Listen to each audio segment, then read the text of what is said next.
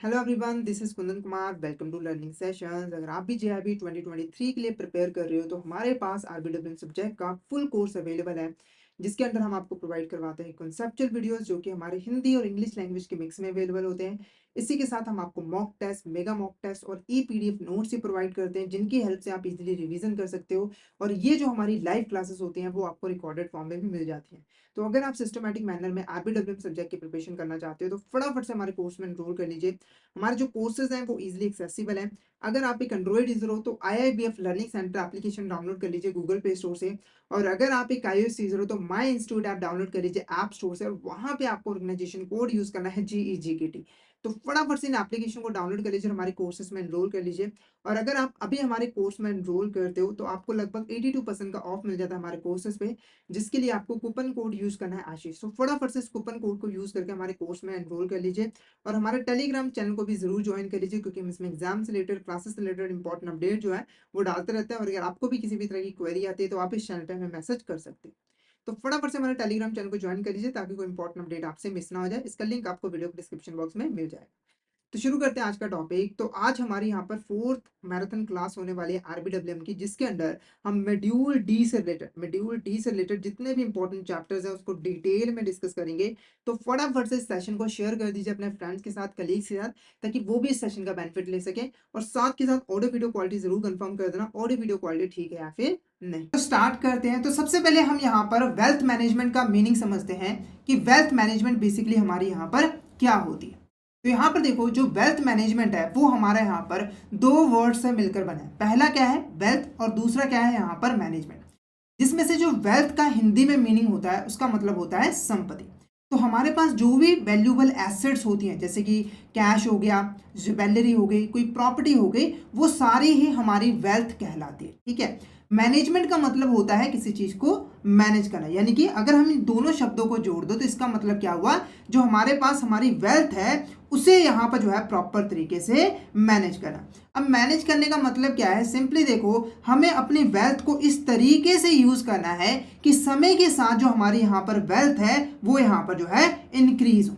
ठीक है। जैसे कि हम सभी का ऑब्जेक्टिव होता है कि आज अगर मेरे पास मान के चलो 10 लाख रुपए है तो 5 साल बाद मेरे पास यहाँ पर 1 करोड़ रुपए, यानी कि हम चाहते हैं कि हमारी जो वेल्थ है वो यहाँ पर इंक्रीज हो। और वेल्थ इंक्रीज तब होगी अगर हम हमारे पास जो पैसा पड़ा हुआ है उसे हम सही तरीके से यहाँ पर यूज कर दें। ठीक है। अब एक क्वेश्चन उठता है कि यहाँ पर हम अपने वेल्थ को इंक्रीज कैसे कर सकते हैं। जैसे मान के चलो एक राम पर्सन है, ठीक है, उसके पास अभी इस वक्त 1 लाख रुपए, ठीक है, और वो चाहता है कि आने वाले 5 सालों में इसकी वैल्यू जो है वो यहाँ पर डबल हो जाए, 2 लाख रुपए। अब ये कैसे इसकी वैल्यू को यहाँ पर जो है बढ़ा सकता है। क्या ये 1 लाख रुपए को अपने घर में रख के एक लोकर में छुपा के इसकी वैल्यू इंक्रीज कर सकता है? तो आंसर होगा नहीं। क्या होगा? आंसर होगा नहीं, क्योंकि ऐसा करने से उसकी समय के साथ उसकी पैसे की वैल्यू कम हो जाएगी। तो इसके पास एक ही रास्ता बचता है, वो बचता है इन्वेस्टमेंट करने का, यानी कि उसके पास जो भी 1 लाख रुपए है उसको वो डिफरेंट डिफरेंट एसेट्स में इन्वेस्टमेंट कर दे। जैसे कि शेयर्स परचेज कर ले, ठीक है, बॉन्ड्स परचेज कर ले, या फिर वो बैंक में एफडी वगैरह भी यहाँ पर जो है करवा सकता है। क्योंकि जैसे ही हम इन्वेस्टमेंट करते हैं तो उसके ऊपर हमें एक यहाँ पर रेगुलर बेसिस पे क्या मिलती है, रिटर्न मिलती है। जैसे कि बॉन्ड पे 10% हो गया, शेयर्स पे मान के चलो डिविडेंड मिलता है, जिससे क्या होता है कि समय के साथ हमारा पैसे की जो वैल्यू है वो यहाँ पर जो है बढ़ती रहती है। तो वेल्थ मैनेजमेंट के अंडर हम लोग क्या करते हैं, ये जो हम इन्वेस्टमेंट करते हैं ना, यहाँ पर एक पर्सन जो अपने पैसे को डिफरेंट डिफरेंट एसेट्स में इन्वेस्टमेंट करते हैं उसे ही प्रॉपर तरीके से मैनेज करते हैं। क्योंकि देखो, जो हमारी वेल्थ है वो ज्यादा हो वो भी डिपेंड करता है इन्वेस्टमेंट पे, और कम हो ये भी डिपेंड करता है इन्वेस्टमेंट पे। अगर आपने इन्वेस्टमेंट सही ढंग से कर दी तो आपका समय के साथ आपकी वेल्थ क्या होगी, इंक्रीज होगी। वहीं अगर आपने इन्वेस्टमेंट सही ढंग से नहीं की और आपको लॉसेस हो गए तो आपकी वेल्थ हो जाएगी डिक्रीज। तो वेल्थ मैनेजमेंट के अंदर हम जो है ये जो डिफरेंट डिफरेंट हम इन्वेस्टमेंट करते हैं उसे ही मैनेज करते हैं, और ये इंश्योर करते हैं कि जितना भी हमारा पैसा है वो इस तरीके से डिफरेंट डिफरेंट एसेट्स में हम लोग यहाँ पर इन्वेस्ट करें ताकि हमें यहाँ पर मैक्सिमम रिटर्न मिले। क्या मिले? मैक्सिमम रिटर्न मिले, और जो रिस्क हो वो भी यहाँ पर जो है कम से कम। क्लियर है आपको? वेल्थ मैनेजमेंट का मीनिंग आपको यहाँ पर क्लियर हो गया। ठीक है।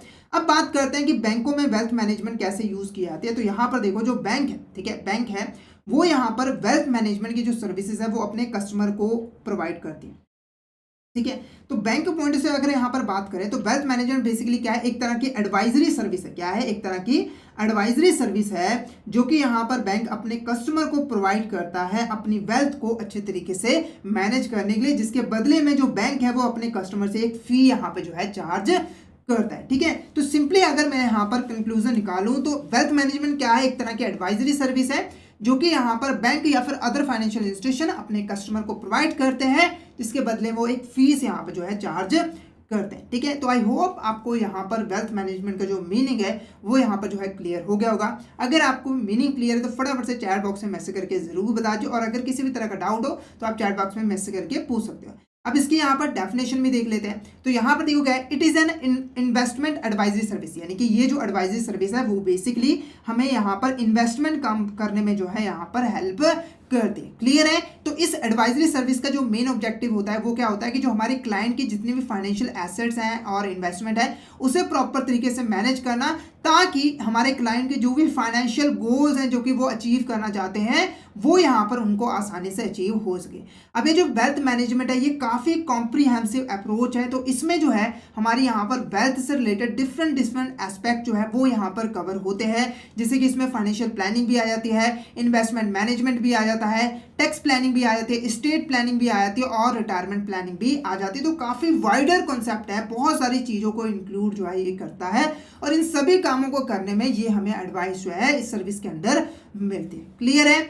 नेक्स्ट देखो हमारे यहाँ पर क्या है, की एस्पेक्ट ऑफ वेल्थ मैनेजमेंट। अब बात करते हैं वो इंपॉर्टेंट एस्पेक्ट, वो इंपॉर्टेंट चीज़ें जो कि यहाँ पर वेल्थ मैनेजमेंट के अंडर कवर होती हैं, यानी कि जिनके ऊपर बैंक हमें एडवाइजरी सर्विसेज प्रोवाइड करता है। तो पहला जो की एस्पेक्ट है वो क्या है, इन्वेस्टमेंट मैनेजमेंट। अब इन्वेस्टमेंट मैनेजमेंट का मतलब क्या होता है, सिंपली देखो हमारे पास यहाँ पर जो भी वेल्थ पड़ी हुई है, ठीक है, हम उस वेल्थ को जहां पर इन्वेस्टमेंट कर रहे हैं, डिफरेंट डिफरेंट एसेट्स में हम इन्वेस्टमेंट कर सकते हैं ना, तो ये जो हम इन्वेस्टमेंट कर रहे हैं उसे हमें जो है मैनेज करना है। यानी कि बैंक इसमें हमें क्या करता है, ऐसी एडवाइस देता है जिसकी हेल्प से हम यहाँ पर इस तरीके से इन्वेस्ट कर पाते हैं डिफरेंट डिफरेंट एसेट्स में, जैसे कि शेयर्स, बॉन्ड्स, जिससे हमें मैक्सिमम रिटर्न जनरेट होती है और कम से कम यहाँ पर रिस्क जो है होता है। तो इन्वेस्टमेंट मैनेजमेंट के अंडर हम यहाँ पर अपनी जो इन्वेस्टमेंट है उसको यहाँ पर सिलेक्ट कर सकते हैं और उसको प्रॉपर तरीके से जो है मैनेज कर सकते हैं, ताकि जो हमारी वेल्थ है वो टाइम के साथ ग्रो हो सके। क्लियर है। तो इसके अंदर हम क्या क्या चीजें करते हैं, तो यहाँ पर स्ट्रेटजीज बनाई जाती है किसके रिगार्डिंग, डिवर्सिफाइंग योर पोर्टफोलियो, यानी कि इसमें ऐसी स्ट्रेटजी बनाई जाती है, इस स्ट्रेटजी के अकॉर्डिंग इन्वेस्टमेंट की जाती है कि आप एक एसेट में इन्वेस्टमेंट करने की बजाय अलग अलग एसेट्स में यहाँ पर जो है इन्वेस्टमेंट कर पाते हो, ताकि रिस्क जो है वो यहाँ पर कम हो सके। क्लियर है। तो ऑब्जेक्टिव हमारी यही है, डिवर्सिफाई करना है, रिस्क को मिनिमाइज करना है, जिससे हमें ज्यादा से ज्यादा रिटर्न जो है यहाँ पर मिल सके। नेक्स्ट क्या है, फाइनेंशियल प्लान। क्या है हमारा यहाँ पर फाइनेंशियल प्लान। अब फाइनेंशियल प्लानिंग क्या होती है, तो सिंपली देखो हमारे पास जो फाइनेंस पड़ा हुआ है, ठीक है, हम इसको यहाँ पर फ्यूचर में कैसे यूज करेंगे उसी की जब हम प्लानिंग करते हैं तो उसे कहते हैं हम यहाँ पर फाइनेंशियल प्लानिंग। तो इसके अंदर हम लोग क्या करते हैं, हमारे फाइनेंस जो भी हमारे पास फाइनेंस अवेलेबल है, ठीक है, उसका कितना हिस्सा हम यहाँ पर खर्च करेंगे, कितना हिस्सा इन्वेस्ट करेंगे, कितना हिस्सा सेविंग्स करेंगे, वो सारी चीजें जो है फाइनेंशियल प्लानिंग में हम यहाँ पर जो है डिसाइड करते हैं। तो ये क्या है, एक तरह का कॉम्प्रिहेंसिव स्ट्रेटजी है जिसके अंदर हम अपने फाइनेंसेस को मैनेज करते हैं, ताकि जितने भी हमारे यहाँ पर फाइनेंशियल गोल्स है वो यहाँ पर अचीव हो सके। ठीक है। तो इसके अंदर क्या होता है कि सबसे पहले जो हमारा यहाँ पर क्लाइंट है, बैंक क्या करता है, जो भी हमारा यहाँ पर क्लाइंट है उसकी फाइनेंशियल सिचुएशन क्या है उसे यहाँ पर समझता है, ठीक है, उसके अकॉर्डिंग यहाँ पर गोल बनाता है और उसका जो भी इनकम है, एक्सपेंसेस है, उनको प्रॉपर तरीके से मैनेज करता है, ताकि उसका जितना भी यहाँ पर उनका जो ऑब्जेक्टिव है वो यहाँ पर कंप्लीट हो सके और फाइनेंस का ऑप्टिमम यूटिलाइजेशन किया जा सके। नेक्स्ट देखो क्या है, टैक्स प्लान। अब टैक्स प्लानिंग क्या होता है, सिंपली देखो जब कोई पर्सन यहाँ पर इनकम कमाता है, पैसा कमाता है, तो उसे उस पर क्या पे करना पड़ता है, टैक्स पे करना पड़ता है, जिससे क्या होता है उसकी थोड़ी सी वेल्थ यहाँ पर जो है कम हो जाती है। ठीक है। पर जैसे कि आप लोग को पता है कि कुछ इन्वेस्टमेंट ऐसे होते हैं जिसके अंडर हमें यहाँ पर जो है डिडक्शन मिल जाती है, यानी कि इन पर्टिकुलर एरियाज में अगर आप इन्वेस्टमेंट करते हो तो उससे जितना भी पैसा आपने इन्वेस्ट किया होता है उसको अपनी इनकम में से डिडक्ट कर सकते हो, जिससे आपको कम इनकम टैक्स यहाँ पर पे करना पड़ता है।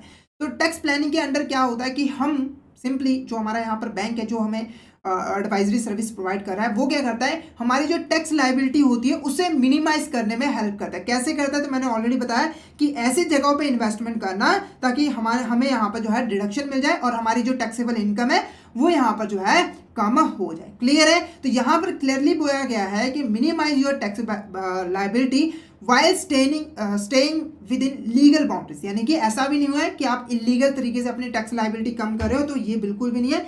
लीगल तरीके से जब हम अपनी टैक्स लायबिलिटी को कम करते हैं तो वो हमारी कहलाती है टैक्स प्लान। क्लियर है, तो इसके अंदर हम डिफरेंट जो डिडक्शंस हैं उनको यहाँ पर जो आइडेंटिफाई करते हैं और उसके अकॉर्डिंग ही यहाँ पर इन्वेस्टमेंट करते हैं। नेक्स्ट क्या है हमारे यहाँ पर रिटायरमेंट प्लान। ठीक है, अब देखो क्या है कि हम काम करते हैं, हम लोग यहाँ पर बिजनेस करते हैं। ठीक है, उसके बाद हम एक अपने वेल्थ का जो हिस्सा है वो फ्यूचर के लिए बचा के रख लेते हैं। क्यों बचा के रख लेते हैं, क्योंकि देखो फ्यूचर में जाकर हमें रिटायर होना है, यानी कि हम अब काम नहीं करेंगे। जब बंदा रिटायर हो जाता है तो उसकी इनकम बंद हो जाती है, पर उसकी जो नीड्स है वो तो वैसी की वैसी रहती है। तो इसीलिए उस समय जब हमारी इनकम बंद हो जाए, हमें किसी भी तरह की दिक्कत ना हो, तो हम अपनी वेल्थ का कुछ हिस्सा जो है वो यहाँ पर फ्यूचर के लिए संभाल के रख लेते हैं। ठीक है, और जो रिटायरमेंट प्लानिंग है उसके अंदर हम यही चीज़ करते हैं कि जो भी हमारे पास सेविंग्स होती हैं, ठीक है, उसको इस तरीके से अपनी वेल्थ को इस तरीके से इन्वेस्ट करते हैं कि जब हम रिटायर हो जाए तो हमारे पास सफिशिएंट पैसा हो अपनी नीड्स अपनी डिजायर्स को यहाँ पर जो है बिना किसी दिक्कत के पूरा करने के लिए। क्लियर है, तो इसके अंदर हम करते क्या है, सिंपली एस्टिमेट लगाते हैं कि फ्यूचर में हम हमारे जो एक्सपेंसेस हैं वो यहाँ पर कितने होंगे, यानी कि क्लाइंट के एक्सपेंसेस यहाँ पर कितने होंगे। ठीक है, वो कौन सी ऐसी इन्वेस्टमेंट करे जिससे उसे रेगुलर बेसिस पे जो है रिटायरमेंट के समय पैसा जो है मिलता रहे। जैसे मैं एक एग्जाम्पल दूँ, यहाँ पर कुछ एन्युटीज होती है। क्या होती है, एन्युटीज होती है जो इंश्योरेंस हमें यहाँ पर प्रोवाइड करते हैं। उस एन्युटीज में क्या होता है कि जब तक हम पैसा कमा रहे होते हैं हम पैसा जमा करवाते रहते हैं। क्या करवाते रहते हैं, पैसे जमा करवाते रहते हैं, और जैसे ही हम रिटायर हो जाते हैं तो हमें रेगुलर बेसिस पे एक अमाउंट जो है मिलनी स्टार्ट हो जाती है मंथली बेसिस पे। ठीक है, अब देखो यहाँ पर ये जो एन्युटी है, क्योंकि इसके ऊपर हमारी रिटायरमेंट डिपेंड करती है, तो ये एन्युटी हमें सोच समझ के जो है वो चूज करनी पड़ेगी। तो ये इसके बारे में हमें कौन बताएगा, वेल्थ मैनेजमेंट के अंडर हमारा जो बैंक है वो हमें एडवाइस जो है वो यहाँ पर दे देगा। नेक्स्ट क्या है यहाँ पर, रिस्क मैनेजमेंट। क्या है हमारा रिस्क मैनेजमेंट। ठीक है, अब देखो क्या है कि हमें जो हमारा फ्यूचर होता है वो क्या होता है, अनसर्टेन होता है। हमें नहीं पता होता कि फ्यूचर में हमारे साथ यहाँ पर क्या क्या इवेंट्स यहाँ पर होने वाले हैं, और उन इवेंट्स में से कुछ इवेंट्स ऐसे होते हैं जिसकी वजह से हमें यहाँ पर भारी फाइनेंशियल लॉस जो है वो देखना पड़ता है। जैसे एग्जांपल के मान के चलो, एक राम पर्सन है, ठीक है, उसने यहाँ पर एक कार परचेज की 5 लाख रुपए की। ठीक है, और इसने कार परचेज की, अगले दिन ये मार्केट लेके गया और उसकी कार हो गई चोरी। ठीक है, अब देखो क्या है कि इसका 5 लाख रुपए का चूना लग गया, यानी कि इसका 5 लाख रुपए का लॉस हो गया। ठीक है, अब देखो क्या है कि इन इवेंट्स को रोकना हमारे हाथ में नहीं है, क्योंकि हम भगवान थोड़ी हैं कि हम देख के इसको रोक लेंगे, पर इन इवेंट से जो हमें फाइनेंशियल लॉस होगा ना उसे हम यहाँ पर कम कर सकते हैं। कैसे कम कर सकते हैं, रिस्क को अच्छे तरीके से जो है वो मैनेज कर सकते हैं। यानी कि पहले हम रिस्क को आइडेंटिफाई करेंगे। जैसे राम पर्सन है, ये आइडेंटिफाई करेगा कि यार ये मैंने कार नहीं खरीदी, हो सकता है ये कभी चोरी हो जाए। ठीक है, तो उसके लिए ये क्या करेगा, इस रिस्क को आइडेंटिफाई करने के लिए उसको मैनेज करेगा। मैनेज करने के लिए ये क्या करेगा, इंश्योरेंस पॉलिसी खरीदेगा। क्या करेगा, इंश्योरेंस पॉलिसी खरीदेगा कि बाई चांस मेरी कार चोरी हुई तो इंश्योरेंस वाले मेरा पैसा जो है वो जो वापस जो है वो यहाँ पर कर देगा। क्लियर है, तो इसके अंदर रिस्क मैनेजमेंट के अंदर जो भी रिस्क है उसको हम यहाँ पर असेस करते हैं और उसको मिटिगेट करते हैं, यानी कि उसको यहाँ पर खत्म करते हैं। किसके जरिए, इंश्योरेंस कवरेज के द्वारा या फिर इमरजेंसी फंड को क्रिएट करके।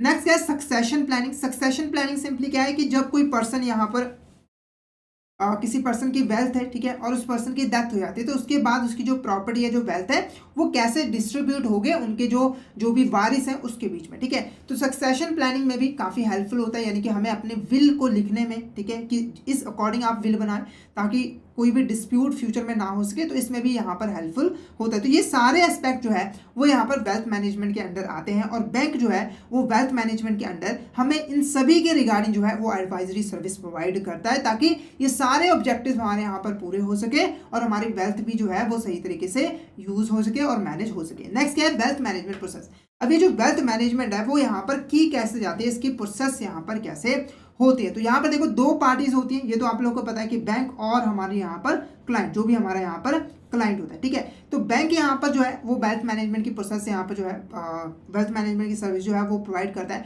अब वो प्रोसेस स्टार्ट कैसे होती है, तो पहला स्टेप जो स्टार्ट होता है वो असेसमेंट्स होता है, यानी कि जब भी कोई कस्टमर यहाँ पर बैंक के पास आता है तो सबसे पहले जो बैंक है वो यहाँ पर कस्टमर की असेसमेंट करता है कि ये जो कस्टमर है वो कैसा है, यानी कि इसकी फाइनेंशियल पोजीशन कैसी है, ठीक है, इसकी रेगुलर इनकम कितनी है, इसकी वेल्थ कितनी है, और उसके अकॉर्डिंग ही उसको वो एडवाइजरी सर्विस जो है वो प्रोवाइड करता है। तो पहला स्टेप क्या है, आइडेंटिफाई करना कि हमारे कस्टमर की करंट फाइनेंशियल पोजीशन क्या है, उसकी गोल्स क्या है और वो कितना रिस्क जो है वो टॉलरेट कर सकता है।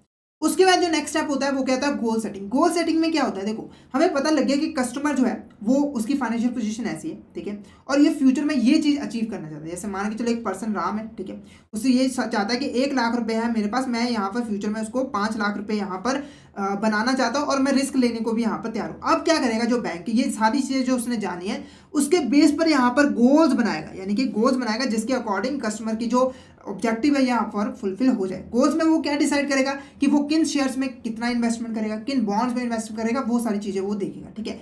उसके बाद नेक्स्ट क्या है यहाँ पर हमारी प्लान, ठीक है। जब यहाँ पर गोल सेटिंग हो जाती है, यानी कि रिटायरमेंट के लिए इतना पैसा, एजुकेशन फंडिंग के लिए इतना पैसा, वेल्थ प्रिजर्वेशन के लिए इतना पैसा, उसके बाद फाइनली अब हम यहाँ पर प्लानिंग करते हैं। प्लानिंग में हम लोग क्या करते हैं, यहाँ पर एक कॉम्प्रिहेंसिव प्लान बनाते हैं कि ये जो ऑब्जेक्टिव हमने यहाँ पर बनाया कि रिटायरमेंट के लिए इतना पैसा बनाना है, एजुकेशन के लिए इतना पैसा बनाना है, उसको हम यहाँ पर अचीव कैसे कर सकते हैं, यानी कि हम अपने पैसे को किस तरीके से इन्वेस्ट करें ताकि जितने भी हमने गोल्स यहाँ पर सेट किए हैं वो हमें अचीव यहाँ पर हो सके। क्लियर है। इसके लिए हम लोग यहाँ पर इन्वेस्टमेंट करने की स्ट्रैटेजीज, टैक्स को कम करने की स्ट्रैटेजीज, रिटायरमेंट की टैक्स स्ट्रैटेजीज, रिस्क मैनेजमेंट की स्ट्रैटेजीज, ये सारी हम यहाँ पर बनाते हैं। नेक्स्ट क्या है, इंप्लीमेंटेशन।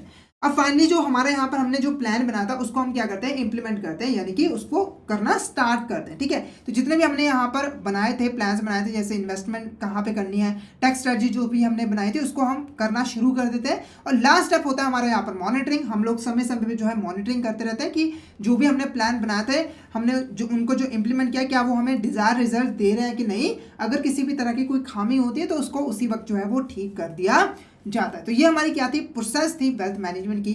आई होप आपको यहाँ तक क्लियर हो गया होगा। अगर आपको यहाँ पर किसी भी तरह का डाउट है तो आप चैट बॉक्स में मैसेज करके पूछ सकते हो। फटाफट से चैट बॉक्स में मैसेज करके बता दीजिए कि आपको यहाँ तक क्लियर है, और किसी भी तरह का डाउट हो तो आप इस चैट बॉक्स में मैसेज करके पूछ सकते हो।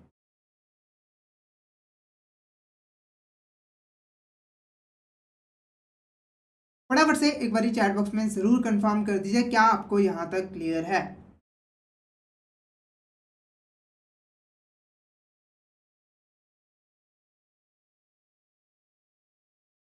ओके, तो नेक्स्ट टॉपिक हमारे यहाँ पर क्या है, वेल्थ मैनेजमेंट अप्रोचेस, ठीक है। अब यहाँ पर वेल्थ मैनेजमेंट अप्रोचेस क्या है, बेसिकली जो वेल्थ मैनेजमेंट है वो कितनी स्टेज पे हम शुरू करते हैं, काम करते हैं, कौन कौन सी एक्टिविटीज हमें यहाँ पर जो है करनी पड़ती है। तो यहाँ पर देखो मेनली 3 अप्रोचेस हैं जिसके ऊपर काम करना पड़ता है जब भी हम वेल्थ मैनेजमेंट कर रहे होते हैं। पहला क्या है, एसेट एलोकेशन मैनेजमेंट, यानी कि जो भी हमारी यहाँ पर एसेट्स है, ठीक है, जो भी हमारी एसेट्स हैं उनको अच्छे तरीके से हम एलोकेट करते हैं डिफरेंट डिफरेंट इन्वेस्टमेंट करके। जैसे मान के चलो आपके पास 1 लाख रुपए पड़ा है, तो ये क्या है, आपके एसेट है। तो इस अप्रोच के अंदर हम लोग क्या करते हैं, इस 1 लाख रुपए को अच्छी तरह से यहाँ पर जो है डिफरेंट डिफरेंट एसेट में जो है इन्वेस्टमेंट करते हैं ताकि हमें यहाँ पर मैक्सिमम रिटर्न जो है यहाँ पर जनरेट हो सके। क्लियर है। तो इसके अंदर हम स्ट्रैटेजी बनाते हैं कि हम अपनी इन्वेस्टमेंट को डिफरेंट टाइप्स की जो एसेट है, जैसे कि स्टॉक्स हो गया, बॉन्ड्स हो गया, रियल एस्टेट हो गया, उसमें जो है हम यहाँ पर इन्वेस्टमेंट करते हैं ताकि हमें रिस्क भी कम हो और हमारा जो रिटर्न है वो भी अच्छा हमें मिल सके। नेक्स्ट क्या है, टैक्टिकल मैनेजमेंट। टैक्टिकल मैनेजमेंट में हम लोग क्या करते हैं, जो हमारी यहाँ पर करंट सिचुएशन है, मार्केट कंडीशन क्या है, इकोनॉमिक ट्रेंड क्या है, उसके अकॉर्डिंग एक प्रॉपर इन्वेस्टमेंट स्ट्रैटेजी को यहाँ पर जो है सिलेक्ट करते हैं और उसको यूज करते हैं अपने फाइनेंशियल गोल्स को अचीव करने के लिए, ठीक है, और अपने जो इन्वेस्टमेंट हमने जो की है उसको यहाँ पर करने के लिए। तो स्ट्रैटेजी हम यहाँ पर जो है डिसाइड करते हैं कि हम किस स्ट्रैटेजी के अकॉर्डिंग यहाँ पर इन्वेस्टमेंट जो है करेंगे। नेक्स्ट क्या है, डिवर्सिफाइड मैनेजमेंट। तो डिवर्सिफाइड मैनेजमेंट हम लोग क्या करते हैं, जो भी हमारे यहाँ पर रिस्क होता है, यानी कि हमारे जो इन्वेस्टमेंट होते हैं, है ना, वो हम डिफरेंट डिफरेंट एसेट्स में जो है यहाँ पर करते हैं, जिससे क्या होता है कि हमारा जो रिस्क होता है वो डिवर्सिफाई हो जाता है। अगर बाई चांस मान के चलो एक एसेट जो है वो फेल भी होता है, यानी कि मान के चलो आपने XYZ लिमिटेड कंपनी में इन्वेस्टमेंट किया, अगर ये फेल भी हो जाता है तब भी आपके ऊपर ज़्यादा इंपैक्ट नहीं पड़ेगा क्योंकि आपने सारा पैसा इसमें नहीं बल्कि अलग अलग कंपनीज में यहाँ पर जो है लगाए। तो ये 3 हमारी अप्रोचेस होती है। नेक्स्ट क्या है, wealth management product and services. अब जब हमने यहाँ तक पढ़ ही लिया है कि वेल्थ मैनेजमेंट के अंडर हम बेसिकली क्या करते हैं, इन्वेस्टमेंट करते हैं, तो अब हम ये देख लेते हैं कि हमारे पास कौन कौन से ऑप्शंस होते हैं, इंस्ट्रूमेंट होते हैं जिसमें हम इन्वेस्टमेंट कर सकते हैं। यानी कि हमें फाइनेंशियल इंस्ट्रूमेंट के बारे में यहाँ पर जो है पढ़ना है, जो कि यहाँ पर वेल्थ मैनेजमेंट के अंडर मैनेज किए जाते हैं। तो पहला जो फाइनेंशियल इंस्ट्रूमेंट है, ठीक है, वो क्या है हमारा यहाँ पर बॉन्ड। क्या है हमारा यहाँ पर बॉन्ड। बॉन्ड के बारे में आपने यहाँ पर सुना ही होगा, ठीक है, हम बॉन्ड्स में भी इन्वेस्टमेंट कर सकते हैं।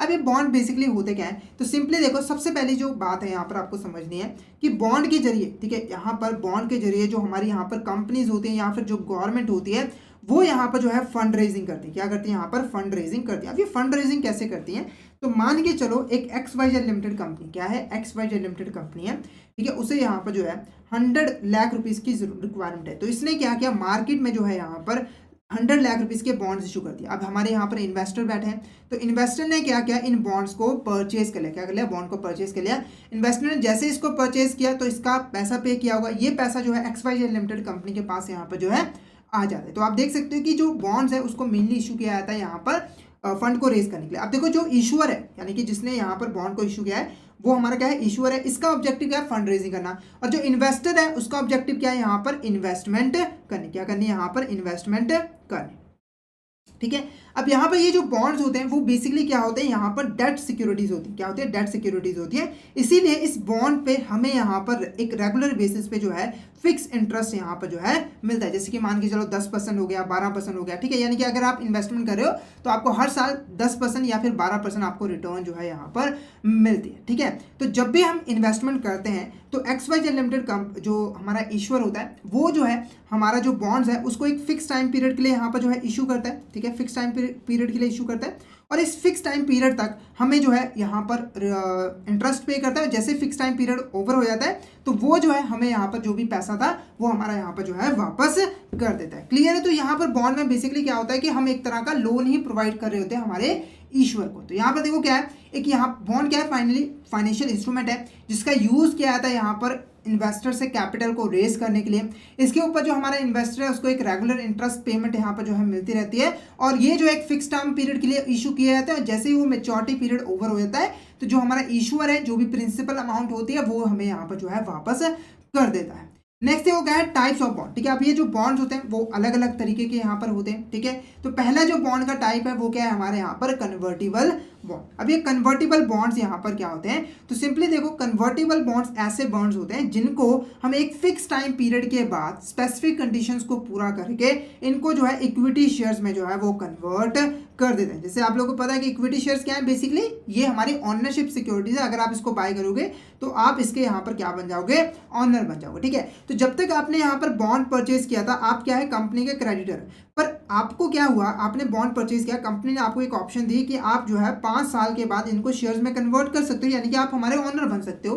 तो ये जो बॉन्ड है वो हमारा कहलाएगा कन्वर्टिबल बॉन्ड। क्या कहलाएगा, कन्वर्टिबल बॉन्ड। तो यहाँ पर देखो क्या है, कन्वर्टिबल बॉन्ड बेसिकली हमारा जो परचेजर होता है यानी कि जो बॉन्ड को परचेज करता है उसको एक राइट या फिर एक ऑब्लिगेशन यहाँ पर देता है कि वो अपने बॉन्ड्स को जो है एक फिक्स टाइम पीरियड के बाद शेयर्स में कन्वर्ट जो है यहाँ पर कर सकता है। क्लियर है। नेक्स्ट क्या है, टाइप्स ऑफ कन्वर्टिबल बॉन्ड्स। अब देखो जो हमारे कन्वर्टिबल बॉन्ड्स होते हैं वो आगे यहाँ पर और उसको अलग अलग टाइप्स में जो है डिवाइड करते हैं। तो पहला जो टाइप है हमारा कन्वर्टिबल बॉन्ड का वो क्या है, रेगुलर कन्वर्टिबल, ठीक है। अब रेगुलर कन्वर्टिबल बॉन्ड क्या होता है, तो सिंपली देखो ये जो रेगुलर कन्वर्टिबल बॉन्ड है इसमें जो हमारा परचेजर होता है उसको सिर्फ और सिर्फ एक राइट मिला होता है कि वो चाहे तो यहाँ पर जो हमारे बॉन्ड्स हैं उनको यहाँ पर जो है वो शेयर्स में कन्वर्ट कर सकते हैं। यानी कि सिर्फ और सिर्फ राइट, इसके कोई भी ऑब्लिगेशन नहीं होती। अगर ये चाहे तो मना भी कर सकते हैं कंपनी को कि मेरे को बॉन्ड ही रहना है, मेरे को शेयर्स में कन्वर्ट नहीं करना है, ठीक है।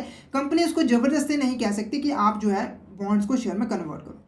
नेक्स्ट है मैंडेटरी कन्वर्टिबल बॉन्ड्स। तो मैंडेटरी कन्वर्टिबल बॉन्ड्स में क्या होता है कि हमारा जो इन्वेस्टर होता है उसकी ऑब्लिगेशन होती है कि उसको एक स्पेसिफाइड टाइम पीरियड के बाद बॉन्ड्स को इक्विटी शेयर्स में कन्वर्ट करना ही पड़ेगा। नेक्स्ट क्या है, रिवर्स कन्वर्टिबल बॉन्ड। अब रिवर्स कन्वर्टिबल बॉन्ड क्या आता है, तो यहाँ पर देखो अभी ये जो दो बॉन्ड आपने यहाँ पर देखे थे इसमें क्या था, हमारा जो परचेजर है उसके पास ऑप्शन या फिर यहाँ राइट या फिर ऑब्लिगेशन होती है। पर इसके केस में यहाँ पर जो रिवर्स कन्वर्टिबल बॉन्ड है इसके केस में जो हमारा इशूइंग कंपनी जो कि बॉन्ड्स को इशू कर रहा है उसके पास राइट होता है कि वो यहाँ पर इक्विटी जो बॉन्ड्स हैं उनको यहाँ पर इक्विटी शेयर्स में कन्वर्ट कर सकता है। तो आई होप आपको इन तीनों में जो डिफरेंस है वो यहाँ पर जो है क्लियर हो गया होगा।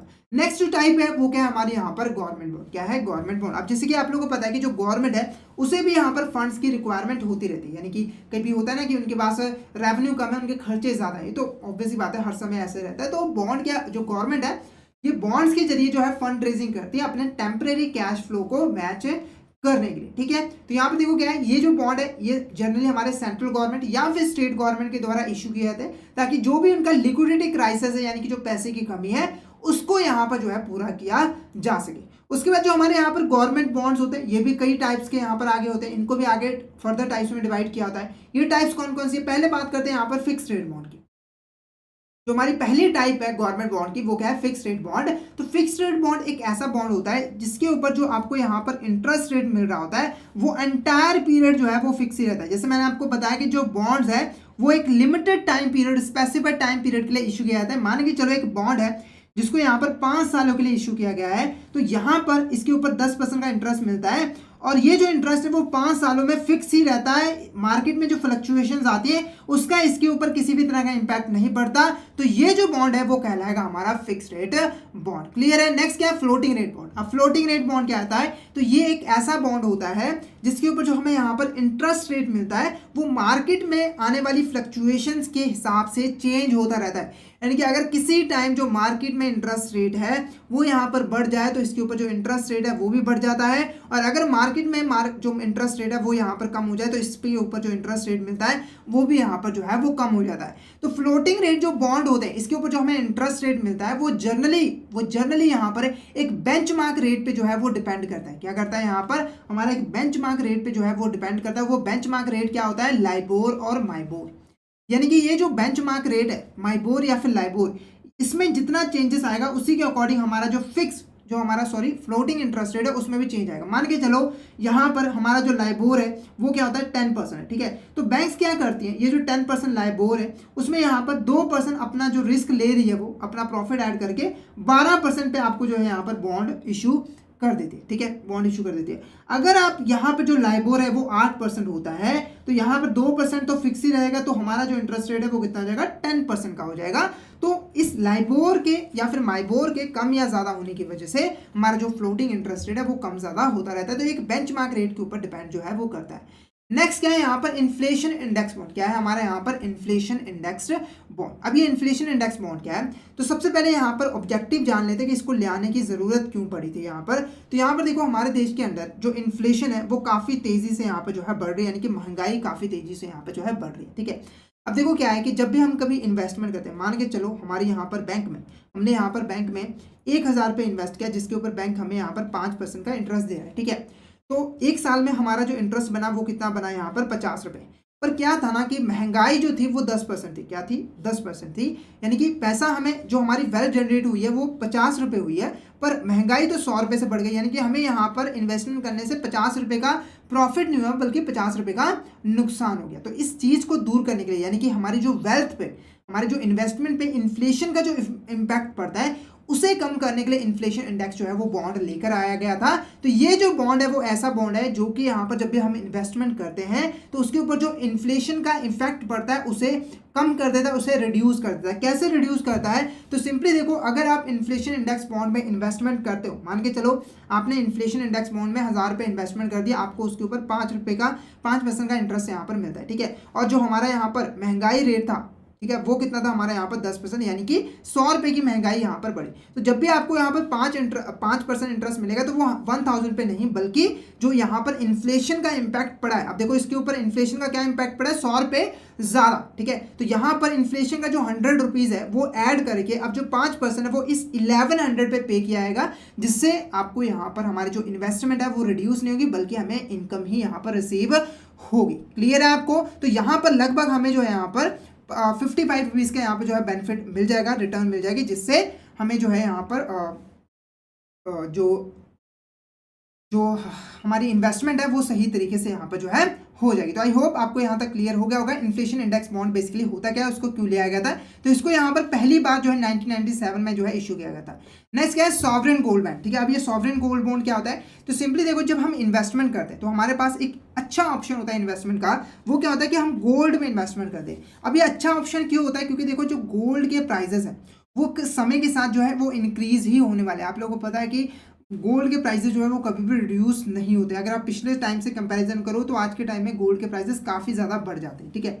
अब क्या होता है ना कि जब हम गोल्ड में, फिजिकल गोल्ड में इन्वेस्टमेंट करते हैं तो गोल्ड की डिमांड बढ़ती है, जिससे क्या होता है कि हमारी गवर्नमेंट को फॉरेन कंट्री से जो है गोल्ड को इंपोर्ट करना पड़ता है, जिससे हमारी गवर्नमेंट के ऊपर यहाँ पर बर्डन पड़ता है। क्या पड़ता है?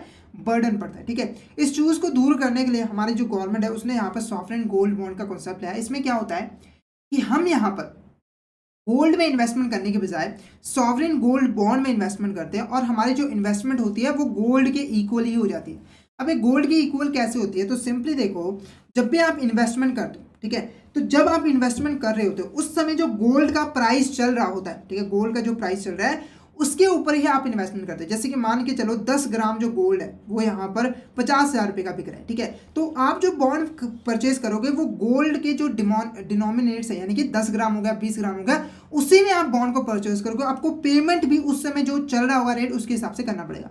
अगर आप 10 ग्राम का यहाँ पर सॉवरेन गोल्ड बॉन्ड खरीद लो तो आपको 50,000 रुपये यहाँ पर पे करना पड़ेगा।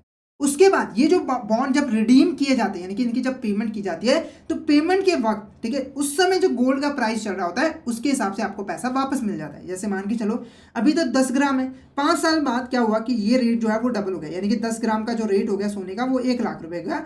तो अब जब गवर्नमेंट आपको पैसा वापस करेगी तो वो 1 लाख रुपए यहाँ पर करेगी। तो आप देख सकते हो कि चाहे गोल्ड में इन्वेस्टमेंट करो वहां पे भी यही बेनिफिट रिसीव हो रहा है, इसमें इन्वेस्टमेंट करो तो यहाँ पे भी इन्वेस्टमेंट वही बेनिफिट जो है वो रिसीव हो रहा है। तो एक तरह के ये सब्स्टिट्यूट का काम करते हैं यहाँ पर, फिजिकल गोल्ड की जगह पर हम इन बॉन्ड्स को भी परचेज जो है यहाँ पर कर सकते हैं।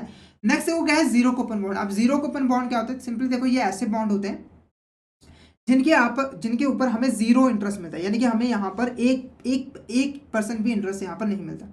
अब आप सोचोगे कि 0% इंटरेस्ट तो हम इन्वेस्टमेंट क्यों करें, बेनिफिट क्या है, हमारा तो पैसा बढ़ ही नहीं रहा है। तो सिंपली देखो, जो जीरो इंटरेस्ट कूपन होते हैं, ठीक है, जीरो कूपन बॉन्ड्स होते हैं, वो जनरली क्या होते हैं? डिस्काउंट प्राइस पे इशू किए जाते हैं।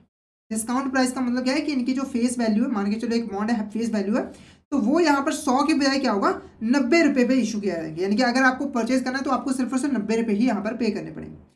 और जब यहाँ पर उसको रिडीम किया जाता है, यानी कि पैसे जब वापस किए जाते हैं, तो वो फेस वैल्यू ही वापस किया जाता है। यानी कि अगर आप जीरो कूपन बॉन्ड में इन्वेस्टमेंट कर रहे हो तो आपको यहाँ पर 90 रुपये पे करने पड़ रहा है, पर जब आपको वापस मिल रहा है तो क्या मिल रहा है? यहाँ पर 100 रुपीज़ मिल रहे हैं। तो यहाँ पर अल्टीमेटली 10 रुपये आपको यहाँ पर क्या होगा? प्रॉफिट होगा। तो यही हमारा एक तरह का यहाँ पर प्रॉफिट जो है वो जीरो कूपन बॉन्ड में हमें रिसीव होता है। ठीक है, नेक्स्ट जो टाइप है वो क्या है? हमारे यहाँ पर म्यूनिसिपल बॉन्ड्स। ठीक है, अब म्यूनिसिपल बॉन्ड्स यहाँ पर क्या होते हैं? सिंपली देखो, ये ऐसे डेट इंस्ट्रूमेंट होते हैं जो कि यहाँ पर म्यूनिसिपल कॉर्पोरेशन या फिर अदर बॉडीज जो लोकल लेवल पे काम कर रही है उसके द्वारा जो है यहाँ पर इशू किया जाता है, ताकि वो जो भी अपना सोशो इकोनॉमिक डेवलपमेंट का काम है उसे यहाँ पर सही तरीके से जो है यहाँ पर कर पाए। अब ये जो हमारे म्यूनिसिपल बॉन्ड्स होते हैं ये भी यहाँ पर कई तरीके के होते हैं। जैसे कि पहला देखो क्या है? General obligation bond. General obligation bond क्या होता है? ऐसा बॉन्ड होता है जो कि यहाँ पर जनरल पर्पस के लिए लिया जाता है, यानी कि कोई ऐसा स्पेसिफिक पर्पस डिसाइड नहीं किया था। जब हमने पैसा ले लिया उसके बाद हम देखते हैं कि कहाँ कहाँ हमें पैसे की रिक्वायरमेंट है और हम उसको यहाँ पे जो है वो खर्च करते हैं। ठीक है, नेक्स्ट क्या है? Revenue bond. अब रेवेन्यू बॉन्ड क्या होता है? ये जो बॉन्ड्स होते हैं वो एक स्पेसिफिक प्रोजेक्ट को करने के लिए जो है वो की जाती है। जैसे कि मान के चलो म्यूनिसिपल ने क्या किया, यहाँ पर जे ब्लॉक, एक जे ब्लॉक एरिया था, उसकी यहाँ पर जो नालियां थी उसे यहाँ पर जो है वो बनाने के लिए इसने फंड रेजिंग यहाँ पर किया। ठीक है, अब ये जो पैसा है वो इसी स्पेसिफिक प्रोजेक्ट को करने के लिए किया जाएगा। तो ये जो बॉन्ड है वो हमारे क्या कहलाएंगे? Revenue bond. जो जनरल ऑब्लिगेशन बॉन्ड थे वो किसी भी काम के लिए यूज किया जा सकते थे, पर ये जो है वो सिर्फ और सिर्फ उसी प्रोजेक्ट के लिए यूज किया जाएंगे जिस प्रोजेक्ट के लिए उसे यहाँ पर रेज जो है वो यहाँ पर किया होगा। ठीक है, साथ ही साथ इन बॉन्ड्स की जो पेमेंट होती है वो इन प्रोजेक्ट को, यानी कि जो प्रोजेक्ट होते हैं उससे जो पैसा वगैरह आता है उसी से यहाँ पर जो है उसको पैसे को वापस भी किया जाता है। नेक्स्ट क्या है हमारे यहाँ पर? नेक्स्ट इंस्ट्रूमेंट हमारे यहाँ पर क्या है? इंश्योरेंस। ठीक है, तो यहाँ पर हमने पहला जो इंस्ट्रूमेंट था वेल्थ मैनेजमेंट के अंदर प्रोडक्ट था उसके बारे में हमने यहाँ पर पढ़ लिया है। तो आई होप आपको यहाँ तक क्लियर हो गया होगा। अगर आपको यहाँ पर किसी भी तरह का डाउट हो तो आप चैट बॉक्स में मैसेज करके पूछ सकते हो। उसके बाद हम नेक्स्ट जो हमारा इंस्ट्रूमेंट है जो कि है इंश्योरेंस, उसे हम यहाँ पर स्टार्ट करेंगे। तो फटाफट से एक बार चैट बॉक्स में मैसेज करके बता दीजिए क्या आपको यहाँ तक क्लियर है। नेक्स्ट हमारा क्या है यहाँ पर टॉपिक? इंश्योरेंस। ठीक है, तो इंश्योरेंस के बारे में मैंने ऑलरेडी आपको यहाँ पर बताया था। इंश्योरेंस बेसिकली क्या होता है कि फ्यूचर में जो इवेंट्स हमें यहाँ पर होने वाले हैं उसको कम करने के लिए हम लोग यहाँ पर क्या कर लेते हैं? इंश्योरेंस करवा लेते हैं। ठीक है, अब यहाँ पर जो इंश्योरेंस है वो हमारे यहाँ पर रिस्कों को कैसे कम करता है? यहाँ पर जो हमारा इंश्योरेंस है वो हमारे रिस्कों को कैसे कम करता है? तो मैंने एग्जांपल में आपको ऑलरेडी बता दिया था कि जो पर्सन था, मान के चलो उसने 5 लाख रुपए की कार खरीदी है, तो वो क्या करेगा, इसकी इंश्योरेंस करवा लेगा, और बाई चांस अगर ये कार चोरी होगी तो इंश्योरेंस कंपनी इसका पैसा जो है ए पर्सन को दे देगी। ठीक है, तो इंश्योरेंस बेसिकली यहाँ पर क्या होता है कि कॉन्ट्रैक्ट होता है। ठीक है, यहाँ पर इंश्योरेंस बेसिकली क्या होता है, एक कॉन्ट्रैक्ट होता है दो पार्टीज के बीच में, जिसमें जो एक पार्टी होता है वो यहाँ पर प्रॉमिस करता है किसी दूसरी पार्टी को कि अगर फ्यूचर में आपको किसी भी तरह का फाइनेंशियल लॉस होता है तो उस लॉस को जो है यहाँ पर मैं पूरा कर दूंगा, जिसके बदले में सेकेंड पार्टी को जिसे प्रॉमिस मिल रहा होता है वो एक यहाँ पर फिक्स्ड अमाउंट जो है यहाँ पर फर्स्ट पार्टी को जो है पे करती है, और इस फिक्स्ड अमाउंट को हम यहाँ पर क्या कहते हैं, प्रीमियम। जनरली यहाँ पर जो हमारी फर्स्ट पार्टी होती है वो कौन होती है, इंश्योरेंस कंपनी होती है, जो कि यहाँ पर प्रॉमिस कर रही होती है, और यहाँ पर दूसरी पार्टी हमारी यहाँ पर कस्टमर होती है। तो ये प्रॉमिस दे रही है, बदले में कस्टमर को एक प्रीमियम यहाँ पर जो है पे करना पड़ता है। ठीक है, अब ये जो इंश्योरेंस होते हैं वो यहाँ पर कई टाइप्स के होते हैं, क्योंकि देखो रिस्क कई टाइप्स के होते हैं। सबसे पहला क्या है, लाइफ इंश्योरेंस पॉलिसी।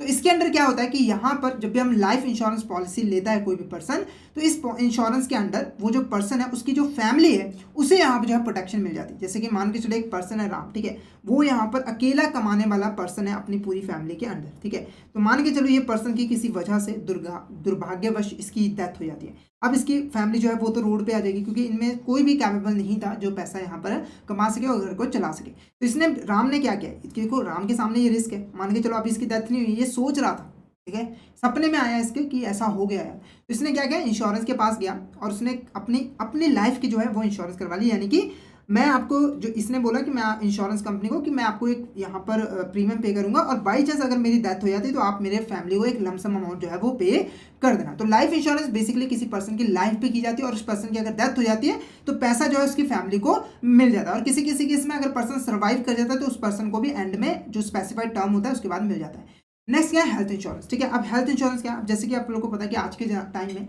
बीमारियां काफ़ी ज़्यादा बढ़ गई हैं। ठीक है, और जब कोई पर्सन बीमार होता है तो हॉस्पिटल में जो बिल्स होते हैं वो इतने बड़े होते हैं कि हमारी जो सेविंग्स होती हैं जो हमने 10 सालों में की होती है वो एक दिन में, एक महीने में ख़त्म हो जाती है।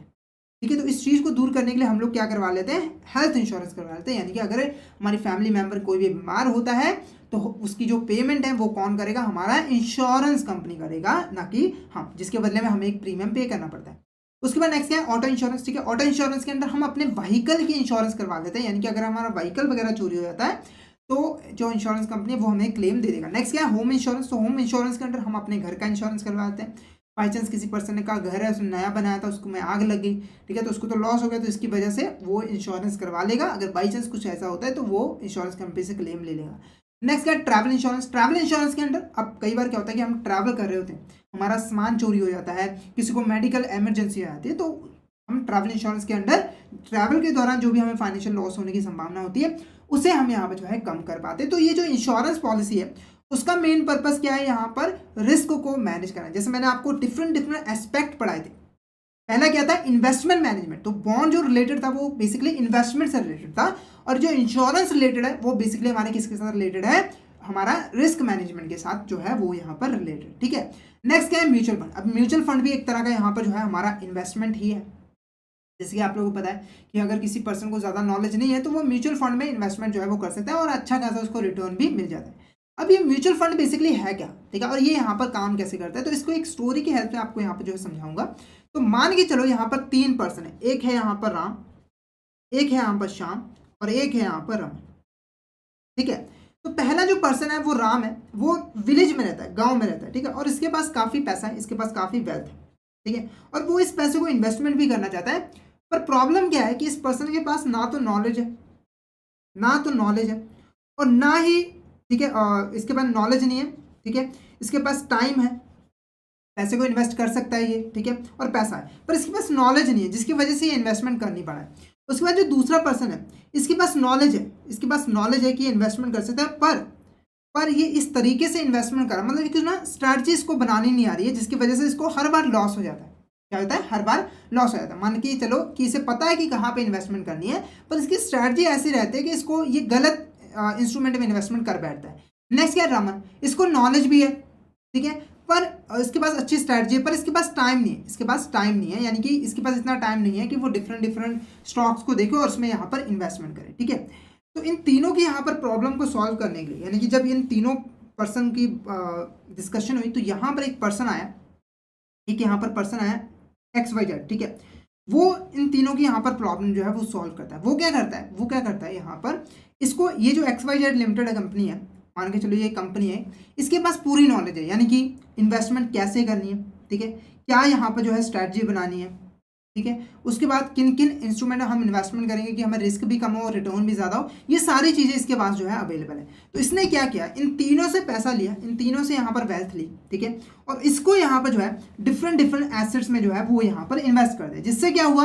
कि इनको यहाँ पर एक रिटर्न मिल गई, ठीक है, और बदले में इस पर्सन ने एक इनसे यहाँ पर जो है फी चार्ज कर ली। तो ये जो मैकेनिज्म है इसी को हम यहाँ पर क्या कहते हैं, म्यूचुअल फंड। तो म्यूचुअल फंड क्या है, एक तरह का इन्वेस्टमेंट व्हीकल है जो कि यहाँ पर मल्टीपल इन्वेस्टर से पैसा पूल करता है। पूल करने का मतलब उनसे पैसा लेता है और उसको डिवर्सिफाई पोर्टफोलियो में, यानी कि डिफरेंट डिफरेंट एसेट जैसे कि स्टॉक्स हो गए, बॉन्ड्स हो गए, अदर सिक्योरिटीज में इन्वेस्ट करता है ताकि उनको यहाँ पर एक प्रॉपर रिटर्न जो है यहाँ पर मिल सके, ठीक है। अब जब भी हम म्यूचुअल फंड में इन्वेस्टमेंट करते हैं, सबसे पहले जो बेनिफिट होता है वो क्या होता है कि हमें एक्सपर्ट की सर्विसेज मिल जाती है, क्योंकि यहाँ पर देखो ये जो XYZ कंपनी होती है, ठीक है, जो म्यूचुअल फंड का काम करती है, उन्होंने यहाँ पर स्पेशलाइज फंड मैनेजर जो है अपॉइंट किया होता है, जिनको पूरी नॉलेज होती है यहाँ पर इन्वेस्टमेंट करने की। तो यहाँ पर इन्हें एक एक्सपर्टीज नॉलेज मिल गई, जिसकी वजह से इनको ज़्यादा से ज़्यादा रिटर्न भी मिल जाती है और यहाँ पर इनको प्रॉफिट भी हो जाता है और रिस्क भी यहाँ पर जो है कम होता है। क्लियर है। तो म्यूचुअल फंड बेसिकली क्या है, एक तरह का यहाँ पर इन्वेस्टमेंट व्हीकल है जिससे पैसों को पूल करता है और डिफरेंट डिफरेंट एसेट्स में इन्वेस्टमेंट यहाँ पर करता है। तो ये जो है वो हमारे फंड मैनेजर के द्वारा जो है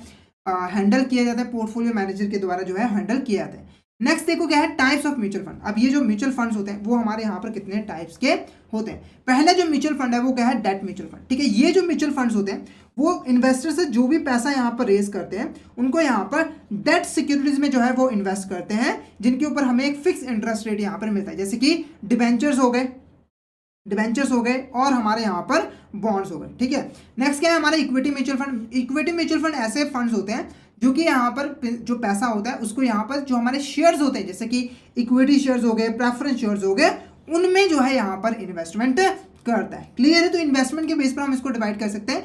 नेक्स्ट क्या है, बैलेंस म्यूचुअल फंड। अब बैलेंस म्यूचुअल फंड्स क्या होते हैं, ऐसे म्यूचुअल फंड्स जो कि यहाँ पर इन्वेस्टर का कुछ पैसा डेट सिक्योरिटीज है और कुछ पैसा जो है यहाँ पर हमारी इक्विटी इंस्ट्रूमेंट में भी यहाँ पर जो है इन्वेस्ट करते हैं, यानी कि ये यहाँ पर डेट और इक्विटी शेयर्स दोनों में ही इन्वेस्टमेंट करते हैं। नेक्स्ट क्या है, सेक्टरिकल फंड्स। अब सेक्टरिकल फंड्स यहाँ पर क्या होता है, सिंपली ये जो म्यूचुअल फंड्स होते हैं वो एक स्पेसिफिक सेक्टर, जैसे कि IT सेक्टर हो गया, बैंक्स हो गया, फार्मा सेक्टर हो गया, इसमें इन्वेस्टमेंट करने का काम करता है। यानी कि जब भी ये इन्वेस्टर से पैसा लेते हैं तो या तो वो बैंकिंग इंडस्ट्री में सेक्टर में या फिर IT सेक्टर में जो है इन्वेस्टमेंट कर देते हैं। नेक्स्ट क्या है, equity linked saving scheme. Next क्या है हमारे यहाँ पर, इक्विटी लिंक्ड सेविंग स्कीम। अब ये इक्विटी लिंक्ड सेविंग स्कीम्स क्या होते हैं, सिंपली देखो ये ऐसे म्यूचुअल फंड्स होते हैं जो कि यहाँ पर इन्वेस्टर को टैक्स बेनिफिट जो है वो प्रोवाइड करते हैं। यानी कि अगर आप इन सेविंग स्कीम में इन्वेस्टमेंट करते हो तो आपको जो है इनकम टैक्स के जो 80 हमारा सेक्शन है 80C, उसके अंडर कई तरह की डिडक्शंस मिल जाती है, जिसकी वजह से आपकी जो टैक्स लायबिलिटी है वो यहाँ पर जो है कम हो जाती है। नेक्स्ट देखो क्या है, ओपन एंडेड फंड्स। अब ये ओपन एंडेड फंड्स क्या होते हैं, तो ये ऐसे फंड्स होते हैं, ठीक है, जिनकी कोई भी मैच्योरिटी डेट नहीं होती। यानी कि आप इन फंड्स में जब चाहो इन्वेस्टमेंट कर सकते हो, जब चाहो अपने पैसे को जो है विड्रॉ कर सकते हो, यानी कि इसका कोई भी मिक्स मैच्योरिटी पीरियड नहीं होता है। नेक्स्ट क्या है यहाँ पर, क्लोज एंडेड फंड। अब ये जो क्लोज एंडेड फंड्स होते हैं वो ऐसे फंड्स होते हैं जिनका एक फिक्स मैच्योरिटी पीरियड होता है और ये सिर्फ स्टार्टिंग के समय ही यहाँ पर ओपन होता है और पूरे एंटायर पीरियड, जितने भी टाइम पीरियड के लिए इशू किया गया है उसके बाद आप इन्वेस्टमेंट नहीं कर सकते। जैसे कि मान के चलो आपने 3 सालों का यहाँ पर म्यूचुअल फंड इशू किया गया, ठीक है, तो जब ये इशू किया गया था तब आप इन्वेस्टमेंट कर सकते हो और उसके बाद 3 सालों के बाद ही आप इसमें इन्वेस्ट कर सकते हो, बीच में इन्वेस्टमेंट नहीं कर सकते हो। नेक्स्ट ये यहाँ पर strategies for investment in mutual funds, यानी कि जब आप म्यूचुअल फंड में इन्वेस्टमेंट कर सकते हो तो क्या क्या आपके पास स्ट्रैटेजीज होती है, ऑप्शंस होती हैं। तो पहली जो इंपॉर्टेंट स्ट्रैटेजी है वो क्या है, सिस्टमैटिक इन्वेस्टमेंट प्लान, जिसको हम SIP कहते हैं। तो इस प्लान के अंदर जो हमारे इंडिविजुअल्स होते हैं वो क्या करते हैं, स्मॉल अमाउंट्स, यानी कि रेगुलर बेसिस पे वो स्मॉल अमाउंट जो है वो म्यूचुअल फंड में इन्वेस्टमेंट जो है वो करते रहते हैं। जैसे कि मान के चलो हर महीने 1-1 हज़ार रुपये हम SIP में डालते रहे, मतलब कि म्यूचुअल फंड्स में इन्वेस्ट करते रहे, तो ये हमारा क्या कहलाता है यहाँ पर, सिस्टमैटिक इन्वेस्टमेंट प्लान। तो SIP के अंदर जो हमारे इंडिविजुअल होते हैं वो क्या करते हैं, जो भी हमारे म्यूचुअल फंड यूनिट्स होते हैं उसमें रेगुलर बेसिस पे जो है इन्वेस्टमेंट करते हैं, उनको परचेज करते रहते हैं। अब म्यूचुअल फंड यूनिट्स क्या होते हैं? सिंपली जो हमारे म्यूचुअल फंड होते हैं, जब भी वो इन्वेस्टर से फंड रेजिंग करते हैं तो वो सिंपली कुछ यहाँ पर यूनिट्स को इशू कर देते हैं, जिनको इन्वेस्टर परचेज करता है और फंड जो है म्यूचुअल फंड के पास आता है। इन्हीं यूनिट्स को म्यूचुअल फंड यूनिट्स जो है वो कहा जाता है। नेक्स्ट जो हमारा सिस्टम है वो क्या है? Systematic withdrawal plan. इसमें क्या होता है कि हम यहाँ पर एक सिस्टमैटिक टाइम तक, स्पेसिफाइड टाइम पीरियड तक जो फंड्स हैं उसको यहाँ पर जमा करवाते रहते हैं, ठीक है। और जैसे वो स्पेसिफाइड टाइम पीरियड ओवर हो जाता है तो हम रेगुलर बेसिस पे एक फिक्स अमाउंट जो है वो रिडीम करना शुरू कर देते हैं। तो ये बिल्कुल ऑपोजिट है। इसमें क्या है, हम यहाँ पर रेगुलर बेसिस पे अमाउंट जमा कर रहे हैं और हमें बाद में एक फिक्स अमाउंट मिल जा रही है। इसमें हम एक साथ जो है पैसा जमा करवा रहे हैं और एक स्पेसिफाइड टाइम पीरियड के बाद हमें रेगुलर बेसिस पे एक अमाउंट जो है वो मिलती जा रही है, ठीक है। तो ये हमारी क्या थी? स्ट्रैटेजीज थी जिसके अकॉर्डिंग हम म्यूचुअल फंड में इन्वेस्टमेंट कर सकते हैं। नेक्स्ट देखो क्या है? Alternative asset. क्या है हमारे यहाँ पर? Alternative asset. अब अल्टरनेटिव एसेट क्या है? सिंपल इसकी डेफिनेशन है, सिंपल एक डेफिनेशन है। अभी तक जितने भी हमने इंस्ट्रूमेंट यहाँ पर देखे, बॉन्ड्स हो गया, शेयर्स हो गया, ठीक है, इंश्योरेंस हो गया, ये सारे हमारे क्या होते हैं? ट्रेडिशनल इन्वेस्टमेंट ऑप्शंस होते हैं, जो कि ट्रेडिशनली हमें देखने को मिलता है, ठीक है। जो अल्टरनेटिव एसेट्स होते हैं वो नॉन ट्रेडिशनल, यानी कि जो ट्रेडिशनल इन्वेस्टमेंट ऑप्शन अभी हमने पढ़े थे, इनके अलावा कुछ यहाँ पर इन्वेस्टमेंट ऑप्शंस होते हैं जिसमें हम इन्वेस्टमेंट कर सकते हैं। जैसे कि एग्जाम्पल आपको यहाँ पर बताऊं, गोल्ड हो गया, ऑयल हो गया, एग्रीकल्चर प्रोडक्ट हो गया। ये जनरली इन्वेस्टमेंट नहीं होती, यानी कि अगर हम इन्वेस्टमेंट करना चाहें तो हम इसमें इन्वेस्टमेंट नहीं करते। ये ट्रेडिशनल इन्वेस्टमेंट ऑप्शंस नहीं है, पर कई बार लोग जो है इनमें भी इन्वेस्टमेंट करते हैं, ठीक है। जैसे कि फ्यूचर कॉन्ट्रैक्ट्स हो गए, है ना। एग्रीकल्चर प्रोडक्ट का फ्यूचर कॉन्ट्रैक्ट कर दिया कि हमने किसान से पहले कॉन्ट्रैक्ट कर लिया कि फ्यूचर में जो है हम आपसे इतने प्राइस पे जो है एग्रीकल्चर प्रोडक्ट जो है परचेज करेंगे। तो एक तरह की ये भी हमने इन्वेस्टमेंट की है। तो ये इन्वेस्टमेंट हमारी अल्टरनेटिव इन्वेस्टमेंट के अंडर जो है आ जाती है। नेक्स्ट क्या है? Real estate services. अब देखो क्या है कि हम यहाँ पर रियल एस्टेट में भी इन्वेस्टमेंट कर सकते हैं, यानी कि जो प्रॉपर्टीज होती हैं, है ना, बड़े बड़े घर होते हैं, प्लॉट्स होते हैं, उसमें भी हम यहाँ पर इन्वेस्टमेंट कर सकते हैं। अब जब हम रियल एस्टेट में इन्वेस्टमेंट करते हैं तो हमारे पास कई सारे ऑप्शन होते हैं। पहला क्या है कि हम यहाँ पर रियल एस्टेट प्रोजेक्ट को ही खरीद लेते हैं, यानी कि हाउस वगैरह को खरीद लेते हैं, या फिर ऐसी कंपनीज जो कि यहाँ पर रियल एस्टेट में डील कर रही है उनके बॉन्ड्स या फिर डिवेंचर वगैरह को परचेज कर लेते हैं। और एक ऑप्शन हमारे पास और होती है, वो होती है रियल एस्टेट इन्वेस्टमेंट ट्रस्ट, ठीक है। अब ये जो रियल एस्टेट इन्वेस्टमेंट ट्रस्ट होती है ये बिल्कुल म्यूचुअल फंड के तरीके से ही काम करती है।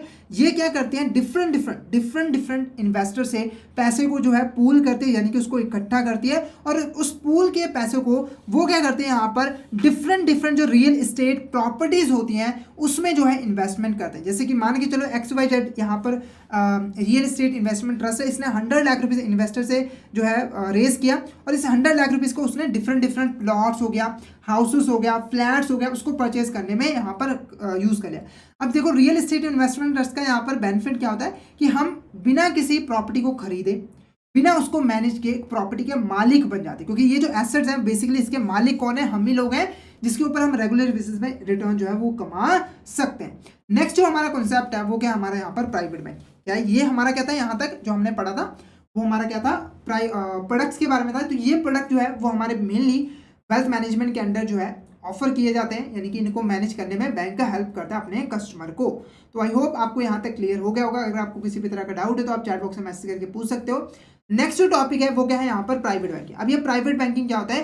तो सिंपली देखो, जब हम एक हाई नेटवर्थ, जिसकी जो नेटवर्थ होती है, जो इनकम होती है वो काफ़ी ज़्यादा होती है, जब उसको हम यहाँ पर बैंकिंग, इन्वेस्टमेंट, टैक्स मैनेजमेंट या फिर अदर फाइनेंशियल सर्विसेज प्रोवाइड करते हैं तो वो हमारा कहलाता है प्राइवेट बैंकिंग। क्लियर है आपको? अब ये जो प्राइवेट बैंकिंग है, ठीक है, यहाँ पर प्राइवेट बैंकिंग है, इसके अंदर हम करते क्या है? जो भी हमारे यहाँ पर क्लाइंट है उसकी इन्फॉर्मेशन लेते हैं और उस इन्फॉर्मेशन की बेस पर उसको एडवाइस देते हैं कि वो यहाँ पर मोस्ट एप्रोप्रिएट तरीके से कैसे यहाँ पर इन्वेस्टमेंट कर सकता है। अब जनरली देखो, जो हमारे हाई नेटवर्थ होते हैं उनके पास पैसा ज़्यादा होता है एज कंपैरिजन जो हमारे जो एवरेज नॉर्मल पर्सन होते हैं, तो ये जो है ज़्यादा इन्वेस्टमेंट कर सकते हैं, यानी कि इनको बैंक जो है ज़्यादा वेल्थ मैनेजमेंट की सर्विसेज जो है वो प्रोवाइड कर सकता है और इनसे ज़्यादा फीस भी ले सकता है, ठीक है। नेक्स्ट जो हमारा लास्ट टॉपिक है यहाँ पर आज का, वो है बेनिफिट्स ऑफ वेल्थ मैनेजमेंट। क्या है? Benefits of wealth management. अब यहाँ तक आपको वेल्थ मैनेजमेंट का मीनिंग, उसके प्रोडक्ट्स सभी कुछ क्लियर हो गया होगा। अगर आपको किसी भी तरह का डाउट हो तो आप चैट बॉक्स में मैसेज करके पूछ सकते हो। नेक्स्ट जो टॉपिक है वो है हमारे यहाँ पर बेनिफिट्स ऑफ वेल्थ मैनेजमेंट, यानी कि वेल्थ मैनेजमेंट के यहाँ पर क्या क्या बेनिफिट्स यहाँ पर हमें होते हैं। जो पहला इंपॉर्टेंट बेनिफिट है वो क्या है, होलिस्टिक अप्रोच। होलिस्टिक अप्रोच का मतलब क्या है, कॉम्प्रिहेंसिव व्यू, यानी कॉम्प्रिहेंसिवली हमने सभी चीज़ों को यहाँ पर इंक्लूड कर लिया। अब वेल्थ मैनेजमेंट के अंडर हम यहाँ पर जो भी हमारा इंडिविजुअल होता है जो हमसे वेल्थ मैनेजमेंट की सर्विसेज लेने आता है उसका एक कॉम्प्रिहेंसिव व्यू लेते हैं, जिसमें उसके हर aspect, investment, taxes, retirement, estate planning, हर चीज़ को स्टडी किया जाता है और उसके अकॉर्डिंग गोल बनाए जाते हैं और उसको अचीव करने की कोशिश की जाती है। नेक्स्ट क्या है, पर्सनलाइज्ड सर्विसेज। ठीक है, अब देखो क्या है कि जो पर्सन है उसकी नीड्स को बैंक अलग अलग करके समझता है। ठीक है, उसकी पर्सनल नीड्स को समझता है और उसकी पर्सनल नीड्स के अकॉर्डिंग ही यहाँ पर स्ट्रैटेजीज बनाता है जिससे उसके फाइनेंशियल गोल को अचीव किया जा सके। ठीक है, तो पर्सनल सर्विस स्ट्रैटेजीज का मतलब है क्या है कि पर्सन को उसकी पर्सनल नीड्स के अकॉर्डिंग जो है स्ट्रैटेजीज बना के देना कि आप जो है इस तरीके से इन्वेस्टमेंट करिए ताकि आपको यहाँ पर ज़्यादा से ज़्यादा बेनिफिट जो है मिल सके। नेक्स्ट क्या है, एक्सपर्ट गाइडेंस मिल जाते हैं। अब देखो जनरली जो बैंक्स में बैठे होते हैं इन्वेस्टमेंट जो वेल्थ मैनेजमेंट की सर्विस प्रोवाइड कर रहे होते हैं वो क्या होता है, एक्सपर्ट होते हैं, उस फील्ड में एक्सपर्ट होते हैं। हम और आप इतने एक्सपर्ट नहीं है पर वो पूरा एक्सपर्ट है, उन्हें पूरी नॉलेज है, सारा दिन वो उसी में काम करते हैं। तो जब हम उनकी सर्विसेज लेते हैं तो हमें एक्सपर्ट सर्विसेज यहाँ पर जो है मिल जाती है।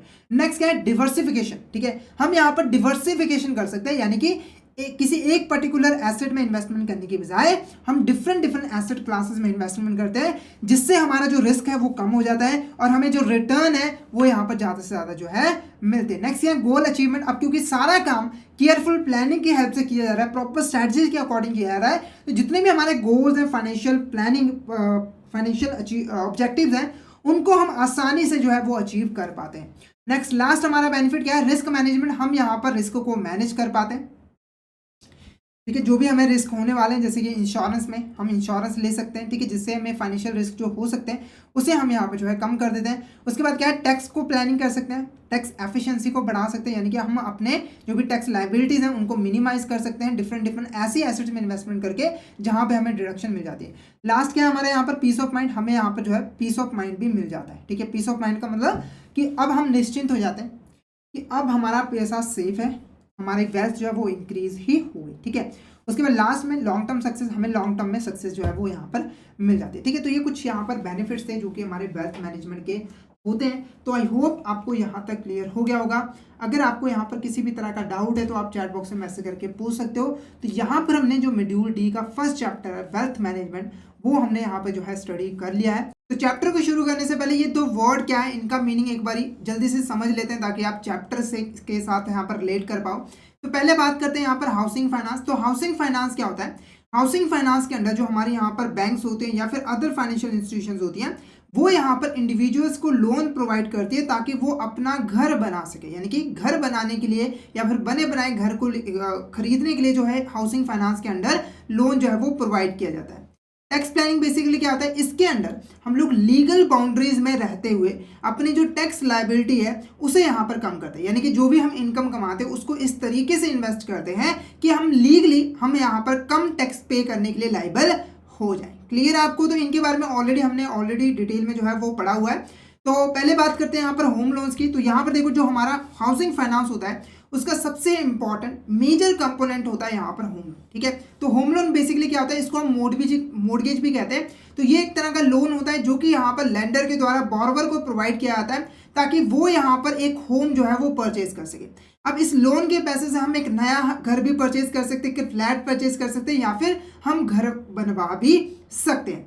उसके बाद बात करते हैं आप टैक्स बेनिफिट की, कि हाउसिंग फाइनेंस के अंडर क्या क्या यहाँ पर टैक्स बेनिफिट जो है मिल जाते हैं। टैक्स बेनिफिट का मतलब क्या है कि कहाँ कहाँ पर हमें डिडक्शन जो है मिल जाते हैं पर्टिकुलर एक्सपेंस का।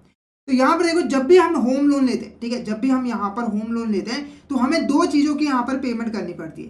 पहली पेमेंट किसकी करनी पड़ती है, जो हमारे यहाँ पर प्रिंसिपल अमाउंट हमने यहाँ पर बोरो की हुई है। जैसे कि मान के चलो एक पर्सन है, उसने यहाँ पर 50 लाख रुपए लोन लिया है, तो यहाँ पर ये पर्टिकुलर ईयर जैसे कि हर साल कुछ ना कुछ पैसा जो वापस करेगा इस प्रिंसिपल अमाउंट का, साथ के साथ इस प्रिंसिपल अमाउंट पे इसे यहाँ पर इंटरेस्ट भी जो है वो पे करना पड़ता है। तो जब हम टैक्स बेनिफिट की बात करते हैं हाउसिंग फाइनेंस के अंदर, तो हमें यहाँ पर इन दोनों चीज़ों के लिए यहाँ पर जो है डिडक्शन मिल जाती है। यानी कि अगर कोई इंडिविजुअल प्रिंसिपल अमाउंट की पेमेंट करता है या फिर इंटरेस्ट की पेमेंट करता है तो उनको इस चीज़ की डिडक्शन मिल जाती है, उसको वो अपने इनकम में से माइनस कर सकता है और उसके बाद वो टैक्स जो है पे कर सकता है।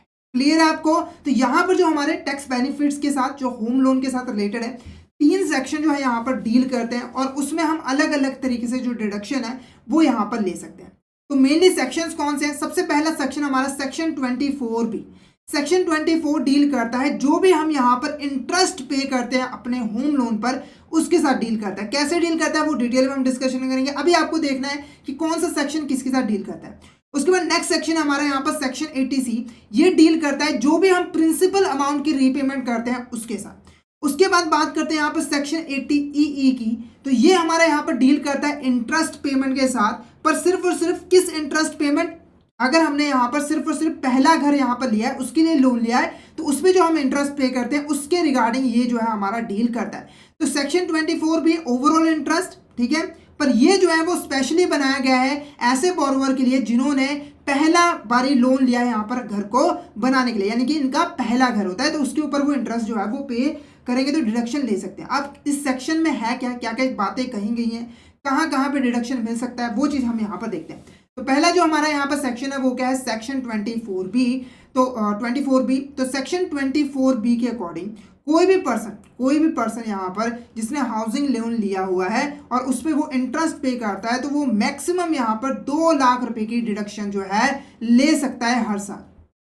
यानी कि मान के चलो एक ए पर्सन है यहाँ पर, ठीक है, उसने यहाँ पर लोन लिया है 10 लाख रुपए का, क्या है? 10 लाख रुपए का, और हर साल उस पर जो है वे 10% का इंटरेस्ट जो है यहाँ पर पे करता है। तो हमारा एक साल का इंटरेस्ट यहाँ पर कितना बना? 1 लाख रुपए यहाँ पर बना। तो ये जो पर्सन है, ये जो इंटरेस्ट इसने पे किया, इसकी डिडक्शन ले सकता है और इसको अपनी इनकम में से माइनस कर सकता है और उसके बाद वो टैक्स जो है वो पे करेगा। हालांकि ये जो डिडक्शन होती है वो मैक्सिमम हमें 2 लाख रुपए तक की ही मिलती है। अगर किसी केस में आपका जो इंटरेस्ट पेमेंट है वो 3 लाख हो जाता है, तो उस केस में आपको सिर्फ और सिर्फ 2 लाख की डिडक्शन मिलेगी और 1 लाख रुपए की डिडक्शन नहीं मिलेगी। हालांकि ये डिडक्शन लेने के लिए कुछ कंडीशंस होती हैं जिसका यहाँ पर फुलफिल होना ज़रूरी होता है। वो कंडीशन क्या होती है? तो पहली कंडीशन क्या है कि जो आपने यहाँ पर होम लोन लिया है वो यहाँ पर 1 अप्रैल 1990 को या फिर उसके बाद लिया होना चाहिए।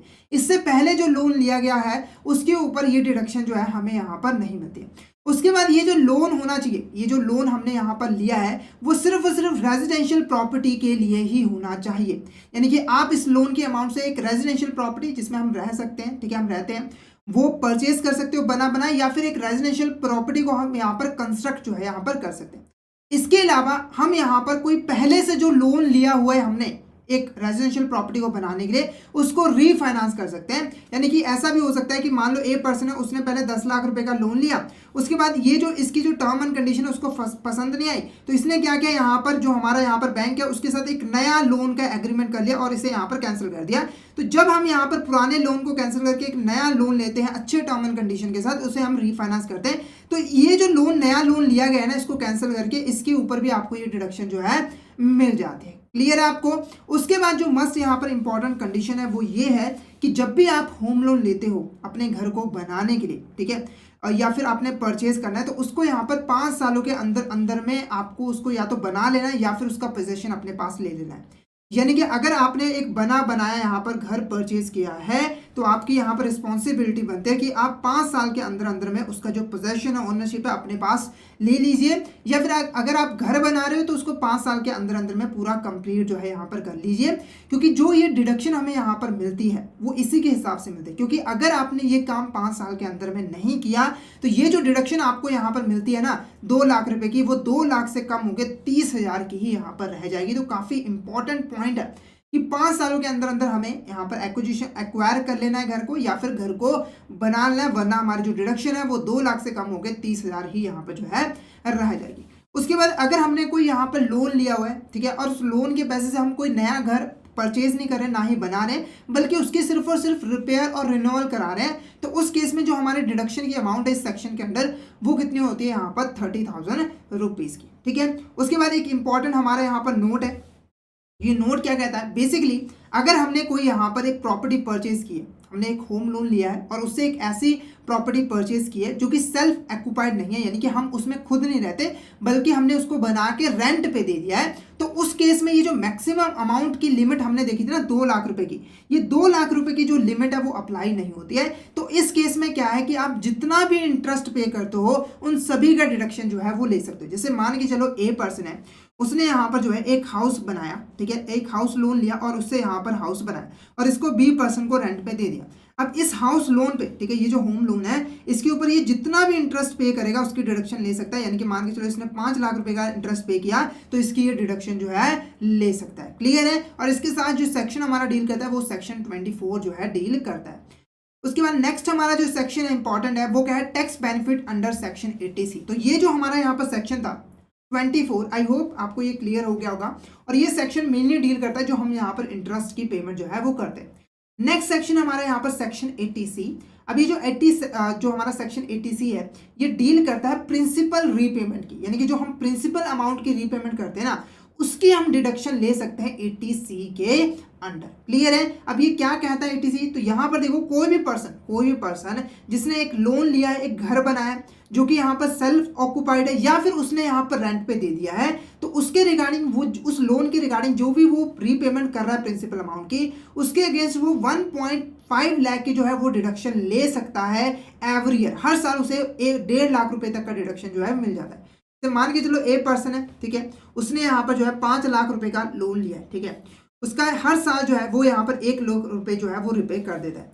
तो जो ए पर्सन है, ठीक है, वो इस 80 सेक्शन सी के अकॉर्डिंग, ठीक है, हमारा जो सेक्शन 80C है उसके अकॉर्डिंग ये 1 लाख रुपए की डिडक्शन जो है ले सकता है। पर ध्यान रखना ये प्रिंसिपल अमाउंट की जो पेमेंट है वो यहाँ पर की गई है और कंडीशन यहाँ पर रेजिडेंशियल प्रॉपर्टी के जो है वो खत्म कर दी गई है, चाहे रेजिडेंशियल हो यानी कि सेल्फ ऑक्यूपाइड हो या फिर आपने रेंट पे दिया है, तो आप डिडक्शन दोनों ही केसेस में जो है ले सकते हो। हालांकि जो मैक्सिमम लिमिट है वो 1.5 लाख रुपीस की है।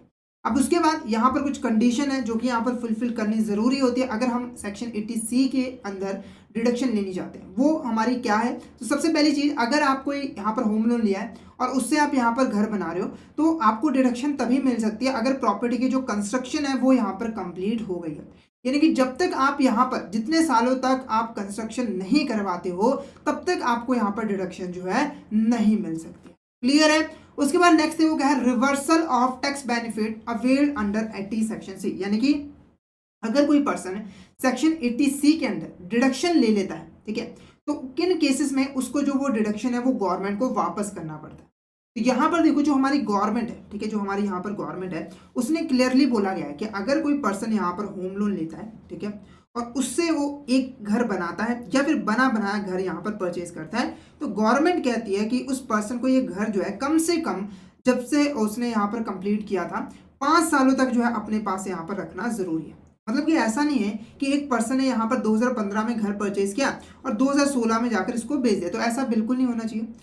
कम से कम उसको यहाँ पर 5 सालों तक जो है अपने पास रखना पड़ेगा, एक्वायर करके रखना पड़ेगा, तभी वो डिडक्शन यहाँ पर ले सकता है। ठीक है, अगर किसी केस में ऐसा होता है कि एक पर्सन है उसने यहाँ पर ऑलरेडी डिडक्शन ली हुई है, जैसे मान के चलो यहाँ पर क्या था, एक पर्सन था उसने 2015 में प्रॉपर्टी को परचेज किया, ठीक है, और वो यहाँ पर प्रिंसिपल अमाउंट की रीपेमेंट जो है हर साल यहाँ पर कर रहा है। उसने क्या किया, 2017 तक जो है वो डिडक्शन क्लेम कर ली और इसके बाद प्रॉपर्टी को यहाँ पर सेल कर दी। तो गवर्नमेंट की जो कंडीशन थी 5 सालों वाली वो यहाँ पर पूरा नहीं होती है, पर इसने ऑलरेडी 3 सालों का जो डिडक्शन है वो ले लिया होता है। तो इस केस में क्या होता है कि जो 3 सालों का जो डिडक्शन लिया होता है वो यहाँ पर जो है हमारे बॉर्वर को वापस करना पड़ता है, यानी कि इसी पे ये जो डिडक्शन है वो बॉर्वर को नहीं मिलता है। ठीक है, अब होता क्या है बेसिकली, तो यहाँ पर देखो जिस साल हमारी प्रॉपर्टी की सेल की जाती है, जिस साल हमारी यहाँ पर प्रॉपर्टी की सेल की जाती है, तो ये जो ऑलरेडी यहाँ पर हमारा जो डिडक्शन लिया होता है, यानी 3 सालों का जो एक मान लो 1-1 लाख रुपए पे करा था, 3 लाख रुपए का जो डिडक्शन लिया होता, तो गवर्नमेंट क्या करती है, जिस साल प्रॉपर्टी की सेल की जाती है, ये 3 लाख का जो डिडक्शन था उस साल की उस पर्सन की जो इनकम होती है उसमें ऐड कर देती है और उसके ऊपर यहाँ पर टैक्स लगा देती है। जैसे मान के चलो इस पर्सन की जो इनकम थी जिस साल उसने सेल की थी वो 5 लाख रुपए थी, ठीक है, पर इसने क्योंकि गवर्नमेंट की जो 5 साल वाली कंडीशन थी उसको फुलफिल नहीं किया, तो 3 लाख रुपए की जो डिडक्शन थी वो उसे गवर्नमेंट को वापस करनी थी, यानी कि वो उसको नहीं मिलेगी। तो गवर्नमेंट क्या करेगी, 3 लाख रुपए का जो डिडक्शन था उसमें ऐड कर देगी और टोटल इस साल की जो इनकम इसकी बन जाएगी वो 8 लाख रुपए यहाँ पर जो है हो जाएगी। ठीक है, तो यहाँ पर रिवर्सल किस केस में होगा, अगर 5 सालों तक हमने प्रॉपर्टी को अपने पास एक्वायर करके अपने पोजेशन में नहीं रखा था। क्लियर है। उसके बाद नेक्स्ट बात करते हैं यहाँ पर tax benefit under section 80EE। अगर हम थर्ड सेक्शन जो है उसकी बात करें तो यहाँ पे जो हमारा सेक्शन 80E है, डबल ई है, वो डील करता है इंटरेस्ट पेमेंट के साथ, यानी कि जो भी हम यहाँ पर इंटरेस्ट पे करते हैं। तो ये जो सेक्शन है वो हमें यहाँ पर कहता है कि सेक्शन 24 के एडिशन में, यानी कि सेक्शन 24 के अंदर में जो हमें इंटरेस्ट पेमेंट की छूट मिले 2 लाख रुपए की, तो वो तो मिलेगी, साथ के साथ 50,000 रुपए की इंटरेस्ट पेमेंट पे जो डिडक्शन है वो यहाँ पर और मिल जाएगी। पर कंडीशन क्या है कि ये जो हमारा बॉर्वर है, ठीक है, इसने यहाँ पर अपना पहला घर जो है यहाँ पर बनाया होगा लोन को लेकर। यानी कि मान के चलो ए पर्सन है, ठीक है, उसका पहले से एक घर है, एक पहले से उसने एक घर है, उसने एक यहाँ पर होम लोन लिया और उससे अपना एक सेकंड घर जो है यहाँ पर बनाया, तो उस केस में ये एलिजिबल नहीं है। इसको जो है सेक्शन 24 के अंडर तो डिडक्शन मिल जाएगी, पर सेक्शन 80EE के अकॉर्डिंग इसको यहाँ पर डिडक्शन नहीं मिल जाएगी। तो यहाँ पर जो डिडक्शन की अमाउंट है वो कितनी यहाँ पर 50,000 रुपीज़ की यहाँ पर जो है होती है। क्लियर है। तो यहाँ पर हमने तीनों सेक्शंस के बारे में पढ़ लिया, तीनों सेक्शंस के बारे में यहाँ पर पढ़ लिया, ठीक है। अब यहाँ पर जो इंपॉर्टेंट बात है आपको यहाँ पर बता दूं कि तीनों सेक्शन के अंदर हमें अलग अलग से डिडक्शन मिलती है। यानी कि एक पर्सन जो है यहाँ पर, एक ए पर्सन है, वो यहाँ पर 24 सेक्शन के अकॉर्डिंग भी डिडक्शन ले सकता है 2 लाख रुपए की। उसके बाद ये 80C के अकॉर्डिंग भी 1 लाख रुपए की डिडक्शन ले सकता है, और उसके बाद ये 80E के अकॉर्डिंग यहाँ पर 50,000 रुपए की और डिडक्शन जो है यहाँ पर ले सकता है। यानी कि टोटल ये जो है इतनी डिडक्शन जो है ले सकता है। लगभग यहाँ पर हम बात करें तो 4 लाख रुपए की डिडक्शन जो है यहाँ पर ले सकता है होम लोन के केस में, अगर वो अच्छे से इन्वेस्टमेंट यहाँ पर जो है कर सके। उसके बाद यहाँ पर बात करते हैं कि सेक्शन 80EE के अंदर हमें अगर यहाँ पर डिडक्शन लेनी है तो क्या क्या कंडीशन यहाँ पर फुलफिल करने की जरूरत रहती है। पहली जो चीज़ है वो यह ध्यान रखनी है कि आपने जो यहाँ पर होम लोन लिया है, ठीक है, और उससे जो आपने प्रॉपर्टी परचेज की या फिर बनाई है उसकी जो वैल्यू 50 लाख से ज़्यादा यहाँ पर नहीं होनी चाहिए। दूसरी कंडीशन क्या है कि जो लोन अमाउंट आपको सैंक्शन हुआ है वो उसकी वैल्यू जो है 35 लाख रुपए से ऊपर की नहीं होनी चाहिए, उससे कम की होनी चाहिए, ठीक है। उसके बाद यहाँ पर ये जो टैक्स बेनिफिट है ये आपको तब तक मिलेगा जब तक आप लोन की रीपेमेंट यहाँ पर नहीं कर देते। यानी कि ऐसी कोई रिस्ट्रिक्शन नहीं है कि 5 सालों तक, 10 साल तक, जब तक आप लोन की रीपेमेंट कर रहे हो, आप इंटरेस्ट पे करो, तो वो आपको डिडक्शन जो है मिल जाएगी। उसके बाद ये जो हमारी डिडक्शन है वो सिर्फ और सिर्फ फर्स्ट हाउस प्रॉपर्टी के केस में ही हमें मिलेगा, ये ऑलरेडी मैंने आपको यहाँ पर बता दिया है। उसके बाद नेक्स्ट जो हमारा पॉइंट है वो कह रहा है कि जब भी कोई हाउस यहाँ पर परचेज किया जाएगा तो ये डिडक्शन है वो सेल्फ ऑक्यूपाइड और नॉन सेल्फ ऑक्यूपाइड दोनों केसेस में ये डिडक्शन जो है अवेलेबल होती है। अगर आप घर बना के किसी को रेंट पे दे देते हो तब भी आप ये डिडक्शन जो है वो क्लेम कर सकते हो। क्लियर है। उसके बाद अगर यहाँ पर मान के चलो हमने क्या है, एक हाउस लिया था, एक हमने यहाँ पर होम लोन लिया था, ठीक है, इसकी जो हमने इंटरेस्ट पेमेंट थी वो यहाँ पर 2 लाख रुपए की थी, और इसकी जो हमने डिडक्शन थी वो सेक्शन 24 के अंडर यहाँ पर ले ली थी।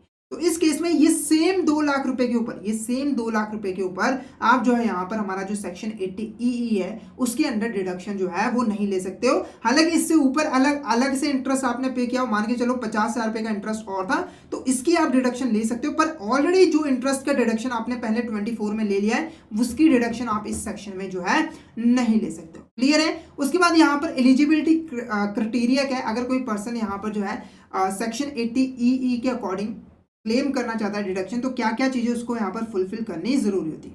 सबसे पहले जो कंडीशन है, ये जो हमारा डिडक्शन है वो सिर्फ और सिर्फ इंडिविजुअल को ही यहाँ पर मिलता है, हम और आप जैसे इंडिविजुअल पर्सन को ही मिलता है, नॉर्मल बिजनेसेस को यहाँ पर नहीं मिलता है।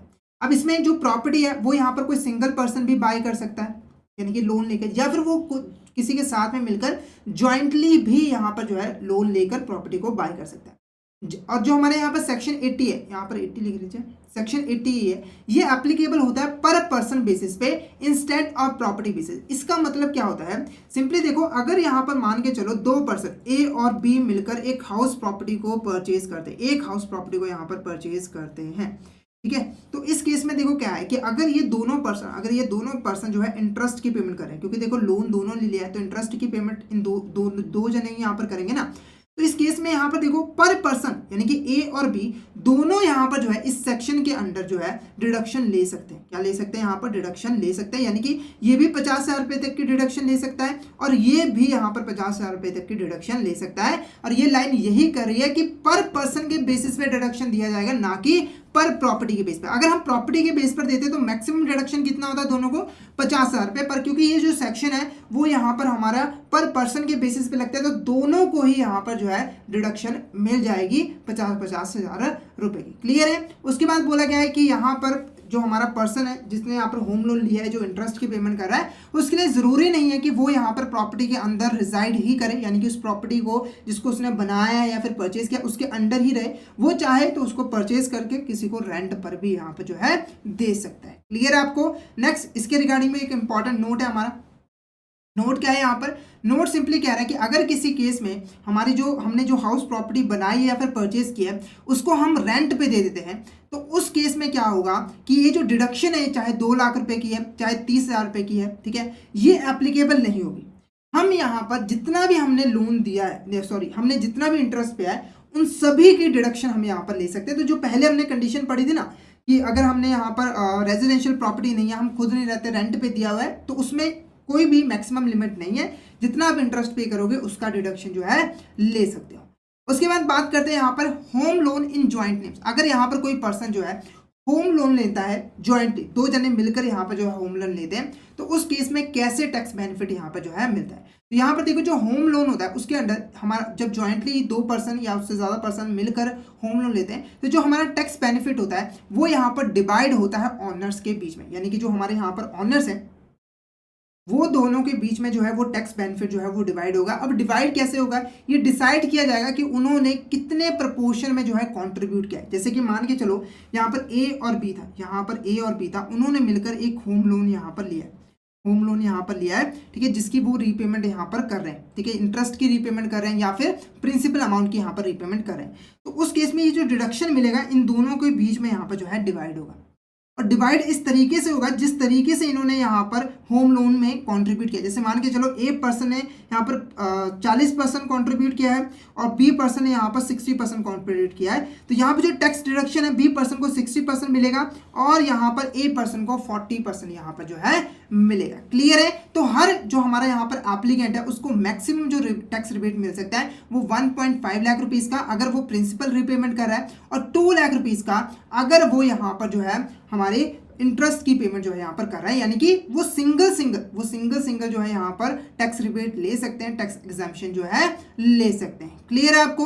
उसके बाद यहाँ पर अगर हम बात करें सेक्शन 80E की, तो उसके अंदर भी ये दोनों जो है इंडिविजुअली क्लेम कर सकते हैं डिडक्शन, यानी कि सिंगल इनको डिडक्शन जो है मिल जाएगी। तो आप देख सकते हो कि तीनों केसेस में, मतलब तीनों सेक्शन के अंदर अगर ज्वाइंटली भी होम लोन लेते हैं तो उनको सिंगल डिडक्शन जो है यहाँ पर मिल जाती है। क्लियर है आपको।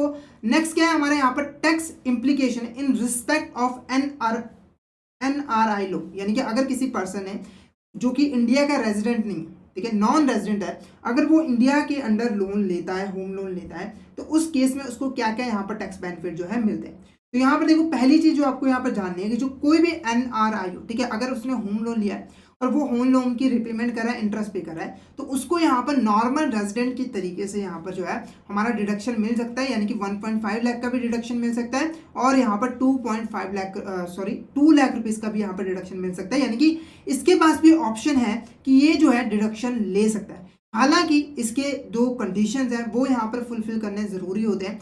तो पहली जो कंडीशन है वो ये है कि अगर एक एनआरआई है, ठीक है, अगर एक एनआरआई है जो कि यहाँ पर सारा का सारा जो पैसा है वो यहाँ पर बाहर से कमाता है, यानी कि इंडिया से एक भी रुपये यहाँ पर नहीं कमाता है, तो उस केस में इसे कोई भी एग्जाम्पशन नहीं मिलेगी, यानी कि कोई भी डिडक्शन नहीं मिलेगी। क्यों नहीं मिलेगी, तो इसके बारे में ऑलरेडी मैंने आपको बताया था पिछले लेक्चर में जब हमने इनकम टैक्स के बारे में पढ़ा था कि अगर कोई पर्सन नॉन रेजिडेंट होता है तो उसकी जो इंडिया से बाहर जो भी इनकम उसने कमाई होती है अब्रॉड में, उसके ऊपर किसी भी तरह का इनकम टैक्स जो है एप्लीकेबल नहीं होता है, सिर्फ एप्लीकेबल होता है इंडिया से उसने पैसा यहाँ पर कमाया होता है। ठीक है, तो अगर कोई एनआरआई है वो इंडिया से बाहर सारा पैसा कमा रहा है तो उसको कोई भी टैक्स एग्जाम्पशन नहीं मिलेगी, कोई टैक्स डिडक्शन नहीं मिलेगा, उसके सारा पेमेंट यहाँ पर करनी पड़ेगी। उसके बाद बात करते हैं अगर कोई यहाँ पर एनआरआई है, ठीक है, उसकी वो इंडिया में भी पैसे कमा रहा है और बाहर से भी पैसे कमा रहा है, तो उस केस में उसको ये जो डिडक्शन है वो यहाँ पर जो है मिल जाएगी, वो अपनी टैक्सेबल इनकम में से इतने पैसे को जो है वो कम कर सकते हैं। क्लियर है। तो ये हमारा जो चैप्टर था वो रिलेटेड था होम फाइनेंस और यहाँ पर टैक्स प्लानिंग के साथ। तो इसके अंदर हमने होम फाइनेंस क्या होता है वो पढ़ लिया, टैक्स प्लानिंग हम कैसे कर सकते हैं वो पढ़ ली। इंपॉर्टेंट 3 सेक्शन हमने यहाँ पर पढ़े, पहला 24B, उसके बाद 80C और उसके बाद लास्ट में 80EE। ठीक है, तो इन तीनों के अंदर कितनी कितनी डिडक्शन मिल सकती है वो भी मैंने यहाँ पर आपको बता दिया है। तो आई होप आपको यहाँ तक क्लियर हो गया। करते हैं यहाँ पर, तो सबसे पहले यहाँ पर इन्वेस्टमेंट का मीनिंग समझते हैं कि इन्वेस्टमेंट बेसिकली यहाँ पर क्या होता है। ठीक है, तो जनरली देखो, जनरली अब हम इन्वेस्टमेंट को एक एग्जाम्पल के साथ यहाँ पर जो है समझेंगे।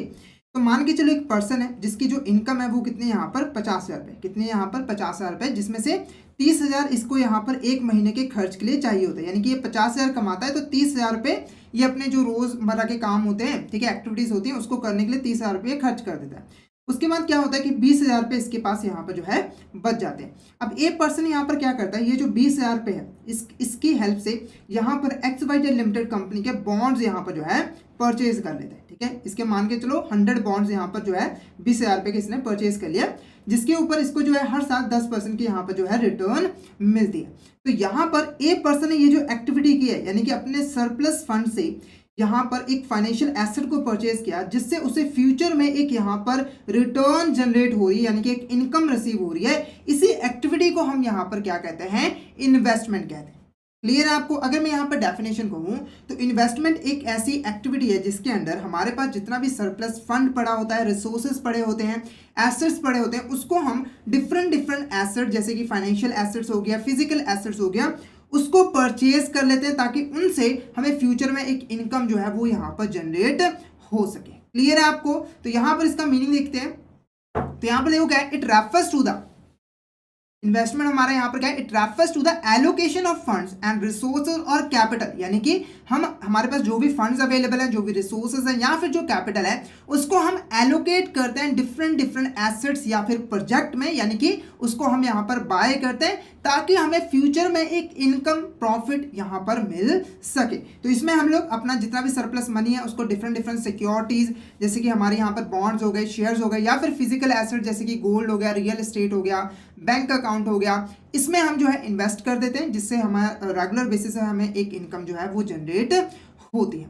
नेक्स्ट देखो हमारा क्या है, एलिमेंट ऑफ इन्वेस्टमेंट। ठीक है, अब हमारे यहाँ पर इन्वेस्टमेंट के कौन कौन से एलिमेंट्स होते हैं। ठीक है, तो पहला जो इंपॉर्टेंट एलिमेंट है उसका नाम है प्रिंसिपल और इनिशियल अमाउंट। ठीक है, तो ये वो अमाउंट होता है जो कि हम यहाँ पर पहली बार इन्वेस्ट करते हैं। जैसे मैंने एग्जांपल दी थी कि एक पर्सन ने यहाँ पर 20,000 रुपये यहाँ पर इन्वेस्ट किया, तो ये 20,000 रुपये हमारा यहाँ पर क्या होगा, प्रिंसिपल या फिर इनिशियल इन्वेस्टमेंट।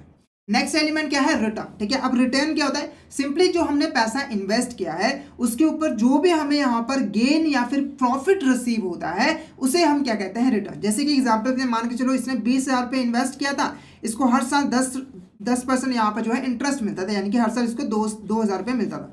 ये जो 2,000 रुपये है ये हमारा क्या कहलाएगा, यहाँ पर रिटर्न कहलाएगा। अब ये जो रिटर्न होती है वो हमारी इंटरेस्ट के फॉर्म में भी होती है, डिविडेंड की फॉर्म में भी होती है, कैपिटल एप्रिसिएशन की फॉर्म में भी होती है, या फिर हमें रेंटल इनकम भी रिसीव हो जाती है। नेक्स्ट देखो क्या है यहाँ पर, रिस्क। क्या है हमारा यहाँ पर, रिस्क। ठीक है, अब देखो कोई भी आप इन्वेस्टमेंट करो उसके साथ रिस्क जुड़ा होता है। रिस्क बेसिकली क्या होता है, पॉसिबिलिटी ऑफ लॉस, मतलब हमें लॉस होने की क्या है यहाँ पर संभावना होती है। ठीक है, तो आप जितना ज़्यादा रिस्की प्रोजेक्ट में इन्वेस्टमेंट करते हो वहाँ पे जो लॉस होने के चांसेस होते हैं वो भी ज़्यादा यहाँ पर होते हैं। तो यहाँ पर रिस्क बेसिकली क्या होता है, अनसर्टेनिटी। ठीक है, अनसर्टेनिटी, हमें पता नहीं है कि फ्यूचर में क्या मार्केट में फ्लक्चुएशन आएगी, उसके हो सकता है कि ऐसी फ्लक्चुएशन आ जाए जिसकी वजह से हमारी जो इन्वेस्टमेंट की वैल्यू वो डिक्रीज हो जाए और हमें यहाँ पर लॉस भी हो जाए। नेक्स्ट एलिमेंट क्या है, लिक्विडिटी। अब लिक्विडिटी क्या होती है, सिंपली जब हम यहाँ पर अपने इन्वेस्टमेंट को कैश में कन्वर्ट जो है वो कर पाते हैं।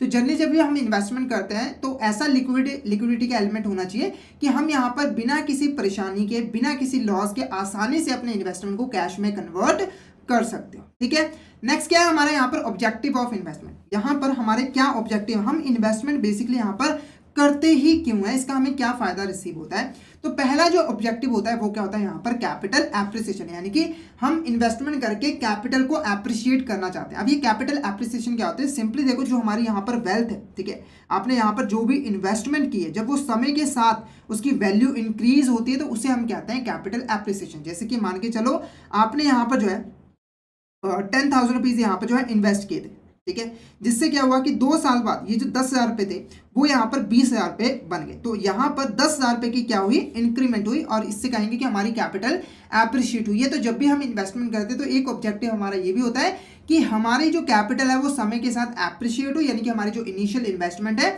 उसकी वैल्यू समय के साथ इंक्रीज हो।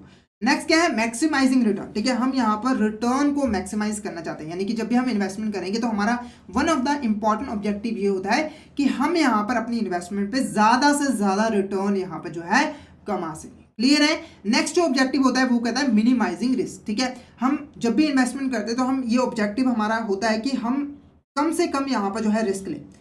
ठीक है, यानी कि हमारा जो पैसा है वो यहाँ पर सेफ रहे, जो हमारी रिटर्न हमें मिल रही है, जो इनकम हमें रिसीव मिल रही है वो भी हमें यहाँ पर रेगुलरली मिलती रहे। क्लियर है। तो जो भी हमारा यहाँ पर चांस है मनी को लूज करने का उसे हमें यहाँ पर जो है रिड्यूस करना है। क्यों रिड्यूस करना है? ताकि हमारी जो मैक्सिमम रिटर्न है वो हमें यहाँ पर मिलते रहे। ठीक है। नेक्स्ट क्या है, लिक्विडिटी। ठीक है, एक ऑब्जेक्टिव ये भी होता है कि हमें जब भी ज़रूरत पड़े तो हम अपने इन्वेस्टमेंट को कैश में कन्वर्ट कर सकें, और जब भी ज़रूरत पड़े तो एक फिक्स टाइम पीरियड के लिए अपने कैश को सेफली इन्वेस्ट करके रख भी सकें। नेक्स्ट क्या है, हेजिंग अगेंस्ट इन्फ्लेशन। ठीक है, अब जैसे कि आप लोगों को पता है कि इन्फ्लेशन चल रही है, इन्फ्लेशन काफ़ी ज़्यादा यहाँ पर जो है बढ़ रही है, समय के साथ हमारी जो पैसे की वैल्यू है, जो परचेजिंग पावर है वो यहाँ पर कम होती जाती है। तो एक ऑब्जेक्टिव ये भी होता है कि जो इन्फ्लेशन का इम्पैक्ट है उसे हम कम कर दें, क्योंकि देखो क्या है कि आप जब इन्वेस्टमेंट करो, मान के चलो आपको 10% का रिटर्न मिल रहा है, ठीक है, और इन्फ्लेशन रेट 5% का है, तो आपने इन्वेस्टमेंट किए तो अगर आपकी परचेजिंग पावर 5% से कम भी हो रही है तो पर आपको 10% का रिटर्न मिल रहा है, यानी कि आपकी वेल्थ जो है वो 5% से इंक्रीज ही हो रही है, डिक्रीज नहीं हो रही है। इसके ऑपोजिट अगर आप अपने पैसे को अपने पास सेव करके रख लेते हो, घर में रख लेते हो, तो उसकी जो वैल्यू है वो समय के साथ डिक्रीज हो जाएगी। तो इन्फ्लेशन से बचने का भी एक यहाँ पर जरिया होता है। नेक्स्ट है रिटायरमेंट प्लानिंग। ठीक है, हम यहाँ पर रिटायरमेंट की प्लानिंग कर सकते हैं कि अभी तो हम कमा रहे हैं, अच्छे खासे हैं, तो अभी हम कमा पा रहे हैं। ठीक है, फ्यूचर में जब हम रिटायर हो जाएंगे तब हमें पैसे की कमी ना हो, तो हम इन्वेस्ट करके रख देते हैं ताकि जब रिटायर हो जाए तब हमें यहाँ पर फंड्स मिल सके। नेक्स्ट जो टॉपिक है वो है हमारा यहाँ पर इन्वेस्टमेंट मैनेजमेंट। क्या है हमारा यहाँ पर इन्वेस्टमेंट मैनेजमेंट। तो आई होप आपको यहाँ पर इन्वेस्टमेंट क्या होती है, उसके एलिमेंट्स क्या होते हैं, उसके ऑब्जेक्टिव्स क्या होते हैं, वो यहाँ पर क्लियर हो गए होंगे। नेक्स्ट देखो हमारे यहाँ पर टॉपिक क्या है, इन्वेस्टमेंट मैनेजमेंट। ठीक है, अब ये इन्वेस्टमेंट मैनेजमेंट क्या होता है, तो सिंपली देखो इन्वेस्टमेंट का मीनिंग आपको क्लियर है। मैनेजमेंट का मतलब होता है मैनेज करना, यानी कि इन्वेस्टमेंट मैनेजमेंट के अंडर हमारी जो भी इन्वेस्टमेंट होती है उनको हम प्रॉपर तरीके से मैनेज करते हैं। ठीक है, अब मैनेज में हम लोग क्या करते हैं, हम इंश्योर करते हैं कि जो हमारा पैसा है वो यहाँ पर इस तरीके से इन्वेस्ट किया जाए ताकि हमारे जो रिटर्न हो वो यहाँ पर ज़्यादा से ज़्यादा हो, और जो हमें रिस्क हो वो यहाँ पर जो है कम से कम हो। ठीक है, तो ये बेसिकली क्या है, एक प्रोफेशनल प्रैक्टिसेस है। ठीक है, जिसके अंडर जो भी हमारे यहाँ पर इन्वेस्टमेंट से रिलेटेड डिसीजंस होते हैं, ठीक है, वो हम यहाँ पर लेते हैं। ठीक है, स्ट्रैटेजीज बनाते हैं जिसकी हेल्प से हम सही तरीके से इन्वेस्टमेंट जो है यहाँ पर कर पाते हैं। क्लियर है। तो जनरली जो बैंक्स हैं वो भी हमें यहाँ पर इन्वेस्टमेंट मैनेजमेंट की जो सर्विसेज है वो यहाँ पर प्रोवाइड जो है वो करती है, और हमें हेल्प करती है, अपने क्लाइंट्स की हेल्प करती है कि वो यहाँ पर सही तरीके से इन्वेस्टमेंट जो है कर पाए। क्लियर है आपको। तो इसके अंदर हम लोग जो है इन्फॉर्म्ड डिसीजंस लेते हैं कि हमें अपने फंड्स को कैसे एलोकेट करना है डिफरेंट इन्वेस्टमेंट अपॉर्चुनिटीज में, ताकि हमें ज़्यादा से ज़्यादा बेनिफिट जो है रिसीव हो सके। नेक्स्ट है स्टेप्स इन इन्वेस्टमेंट मैनेजमेंट। अब यहाँ पर हमारी प्रोसेस क्या होती है इन्वेस्टमेंट मैनेजमेंट की, हमें क्या क्या चीज़ें जो है यहाँ पर करनी पड़ती है। ठीक है, तो पहला जो स्टेप होता है वो क्या होता है, गोल आइडेंटिफिकेशन। क्या होता है, गोल आइडेंटिफिकेशन। इसके अंदर हम लोग क्या करते हैं, जो भी हमारे यहाँ पर इन्वेस्टर है, जो कि पैसे को इन्वेस्ट करना चाहते हैं, उसके बारे में जानते हैं। ठीक है, उसके गोल्स क्या हैं, उनके फाइनेंशियल ऑब्जेक्टिव्स क्या हैं, उसके बारे में यहाँ पर जानते हैं। साथ ही साथ उनकी रिस्क टॉलरेंस क्या है, वो कितना रिस्क ले सकते हैं। ठीक है, कितने टाइम पीरियड के लिए वो पैसा इन्वेस्ट करना चाहते हैं, वो सारी हम इन्फॉर्मेशन लेते हैं, और इसके हेल्प से एक यहाँ पर गोल को आइडेंटिफाई करते हैं कि हमें इस गोल को जो है अचीव करना है। ठीक है, अब जैसे गोल हमारा बन जाता है, जैसे ही हमारा यहाँ पर गोल बन जाता है, तो इस गोल के अकॉर्डिंग हम अपने पैसे को, जो इन्वेस्टर का पैसा है, उसे यहाँ पर डिफरेंट एसेट्स में जो है एलोकेट कर दें। जैसे कि मान के चलो कि हमने यहाँ पर देखा कि जो हमारा कस्टमर है वो यहाँ पर चाहता है कि उसका जो पैसा है वो यहाँ पर फाइनेंशियल एसेट में जो है इन्वेस्ट किया जाए। क्या है, फाइनेंशियल एसेट में इन्वेस्ट किया जाए। ठीक है, तो हम क्या करेंगे, इसके नीड के अकॉर्डिंग, कस्टमर की नीड के अकॉर्डिंग अपने पैसे को फाइनेंशियल एसेट जैसे कि शेयर्स, बॉन्ड्स हो गए, उसमें जाके यहाँ पे जो है इन्वेस्ट करेंगे। जैसे कि आप लोगों को पता है कि इन्वेस्टमेंट के लिए हमारे पास कई सारे एसेट्स होते हैं, जैसे कि फाइनेंशियल एसेट्स हो गए, रियल एसेट्स हो गए, रियल इस्टेट हो गया, प्रॉपर्टीज वगैरह हो गया, या फिर फिजिकल गुड्स वगैरह भी हो गया। तो हमें गोल्स के अकॉर्डिंग, यहाँ पर हमारे कस्टमर का क्या है गोल है, उसके अकॉर्डिंग जो है यहाँ पर एसेट्स को सिलेक्ट करना है और उसमें अपनी इन्वेस्टमेंट को एलोकेट करना है।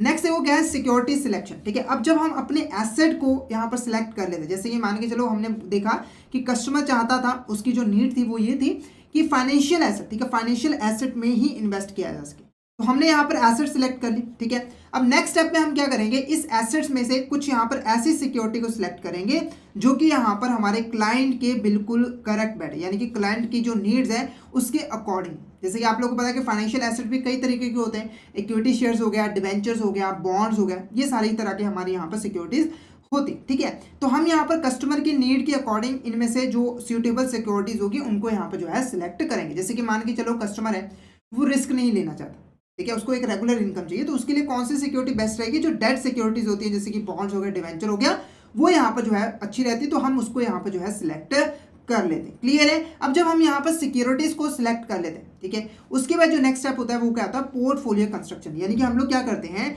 कोई एक पर्टिकुलर सिक्योरिटी को नहीं सिलेक्ट करते, यानी कि हम डिफरेंट डिफरेंट यहाँ पर सिक्योरिटी को सिलेक्ट कर लेते हैं। ठीक है, और उन डिफरेंट डिफरेंट सिक्योरिटी से मिलाकर एक पोर्टफोलियो यहाँ पर जो है बनाते हैं, और ये जो पोर्टफोलियो एक परफेक्ट पोर्टफोलियो होता है जिसमें रिटर्न भी ज़्यादा होती है और जो रिस्क है वो भी यहाँ पर जो है कम होती है। तो पोर्टफोलियो कंस्ट्रक्शन हम यहाँ पर करते हैं ताकि हम रिस्क को स्प्रेड कर सके, रिस्क को यहाँ पर कम कर सके। उसके बाद क्या है, इवैल्यूएट पोर्टफोलियो परफॉर्मेंस। अब जब हम पोर्टफोलियो कंस्ट्रक्शन बना लेते हैं, पोर्टफोलियो बना लेते हैं, तो उसमें हम इन्वेस्टमेंट कर देते हैं, और जैसे इन्वेस्टमेंट कर देते हैं उसके बाद हम रेगुलरली बेसिस पे ये जो हमारी पोर्टफोलियो की परफॉर्मेंस कैसी है उसको हम एनालिसिस करते रहते हैं। यानी कि जो हमने गोल्स बनाए थे, जितनी हमने रिटर्न एक्सपेक्ट की थी, क्या हमें उतनी रिटर्न यहाँ पर मिल पा रही है, नहीं मिल पा रही है, वो हम यहाँ पर जो है इवैल्यूएट करते हैं। और अगर किसी केस में कुछ सिक्योरिटीज ऐसी हैं जो कि हमें एक्सपेक्टेड रिटर्न नहीं दे रही होती है, तो उनको हम यहाँ पर जो है रिमूव कर देते हैं। रिमूव जो है हम यहाँ पर नेक्स्ट स्टेप में करते हैं, जो कि हमारा रिवाइज पोर्टफोलियो। तो रिवाइज पोर्टफोलियो के अकॉर्डिंग जो भी हमारे यहाँ पर करंट पोर्टफोलियो में हमारे जो इन्वेस्टमेंट ऑब्जेक्टिव्स को पूरा नहीं कर रहे हो तो उनको रिमूव कर देते हैं, और नए सिक्योरिटीज को जो है वो यहाँ पर ऐड जो है कर देते हैं। नेक्स्ट जो टॉपिक है हमारा क्या है, इन्वेस्टमेंट बैंकिंग। ठीक है, तो ये हमारा क्या था यहाँ पर, इन्वेस्टमेंट मैनेजमेंट, यानी कि इन्वेस्टमेंट को मैनेज करना। तो आई होप आपको यहाँ तक जो है क्लियर हो गया होगा। नेक्स्ट टॉपिक जो है हमारा वो क्या है, इन्वेस्टमेंट बैंकिंग। अब ये इन्वेस्टमेंट बैंकिंग यहाँ पर क्या होता है, ठीक है, तो आपने यहाँ पर बैंकिंग वर्ड यहाँ पर जो है देखा होगा और आपको लगा होगा ये हमारा बैंक से रिलेटेड है, पर ऐसा बिल्कुल नहीं है। ये जो इन्वेस्टमेंट बैंकिंग है ये हमारी होती तो एक बैंक की डिवीजन ही है, पर ये जो कमर्शियल बैंक होती है उनका जो काम होता है उससे बिल्कुल डिफरेंट होती है। कमर्शियल बैंक का मेन काम क्या होता है, जो हमारे यहाँ पर कस्टमर है जैसे कि हम और आप लोगों के, उनके साथ डील करना, उसको बैंकिंग सर्विसेज प्रोवाइड करना। पर जो इन्वेस्टमेंट बैंक्स होते हैं, ठीक है, इन्वेस्टमेंट बैंक होते हैं, ये यहाँ पर नॉर्मल पीपल के साथ यहाँ पर डील नहीं करते। क्या कहते हैं, नॉर्मल पीपल के साथ डील नहीं करते। ये सिर्फ और सिर्फ हमारे जो कॉर्पोरेशन हैं, गवर्नमेंट्स हैं, अदर लार्ज इंस्टीट्यूशन है उसके साथ डील करते हैं, और उनको जो है यहाँ पर डिफरेंट डिफरेंट तरह के यहाँ पर सर्विसेज जो है प्रोवाइड करते हैं। तो पहली चीज आपको यहाँ पर ध्यान में रखनी है कि जो इन्वेस्टमेंट बैंक्स है वो नॉर्मल पीपल के साथ डील नहीं करती, बल्कि बड़ी बड़ी कॉर्पोरेशन, गवर्नमेंट्स और लार्ज इंस्टीट्यूशन के साथ यहाँ पर डील करती है। अब ये कौन कौन सी सर्विसेज प्रोवाइड करती है, तो जनरली यहाँ पर ये जितनी भी सर्विसेज प्रोवाइड करते हैं उसमें हमारी मेनली आ जाती है कैपिटल रेजिंग, यानी कि वो कॉर्पोरेशन को, गवर्नमेंट को फंड रेज करने में हेल्प करती है।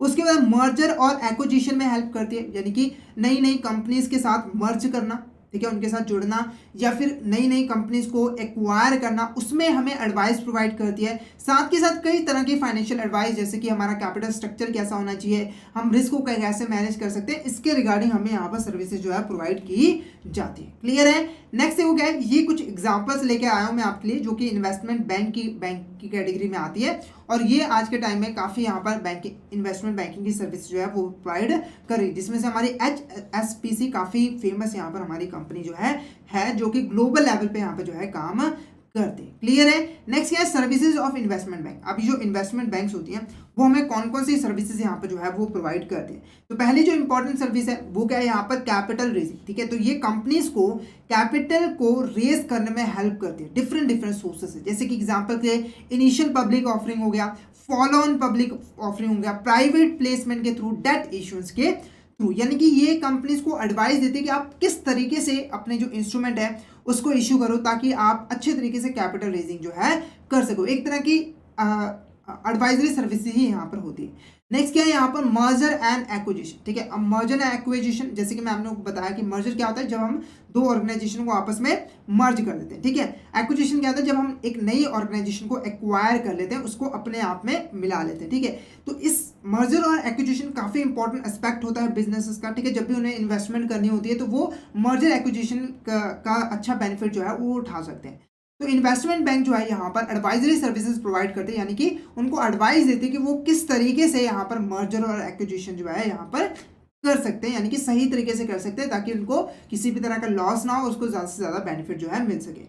नेक्स्ट क्या है, ट्रेडिंग एंड सेल्स, ठीक है। इसके अंदर ये जो होते हैं वो हमारे यहाँ पर जो भी सिक्योरिटीज की ट्रेडिंग होती है फाइनेंशियल मार्केट में, उसे करने में जो है हेल्प करते हैं, यानी कि एक इंटरमीडियरी की तरीके से काम करती है हमारे बायर्स और सेलर्स के बीच में, ताकि जो हमारा जो भी सिक्योरिटीज की जो ट्रांजेक्शन है, ट्रेडिंग है, वो सही तरीके से हो पाए। नेक्स्ट हो गया है कॉर्पोरेट फाइनेंस एडवाइजरी। अब ये जो कॉर्पोरेट्स होते हैं, कंपनीज होते हैं, उनको कई तरह के एडवाइजरी सर्विसेज प्रोवाइड करते हैं जो कि फाइनेंस से रिलेटेड होती है, मतलब कि फाइनेंशियल एडवाइजरी सर्विस। जैसे कि यहाँ पर आप देख सकते हो कि कैपिटल स्ट्रक्चर ऑप्टिमाइजेशन, यानी कि कैपिटल स्ट्रक्चर कैसा होना चाहिए, कितना डेट का पोर्शन होना चाहिए, कितना इक्विटी का पोर्शन होना चाहिए, उसमें सलाह देते हैं ताकि हमारी कॉस्ट यहाँ पर कम से कम आए। उसके बाद रिस्क मैनेजमेंट में भी ये जो है हमें एडवाइस प्रोवाइड करते हैं और फाइनेंशियल प्लानिंग में भी काफ़ी हेल्पफुल होते हैं।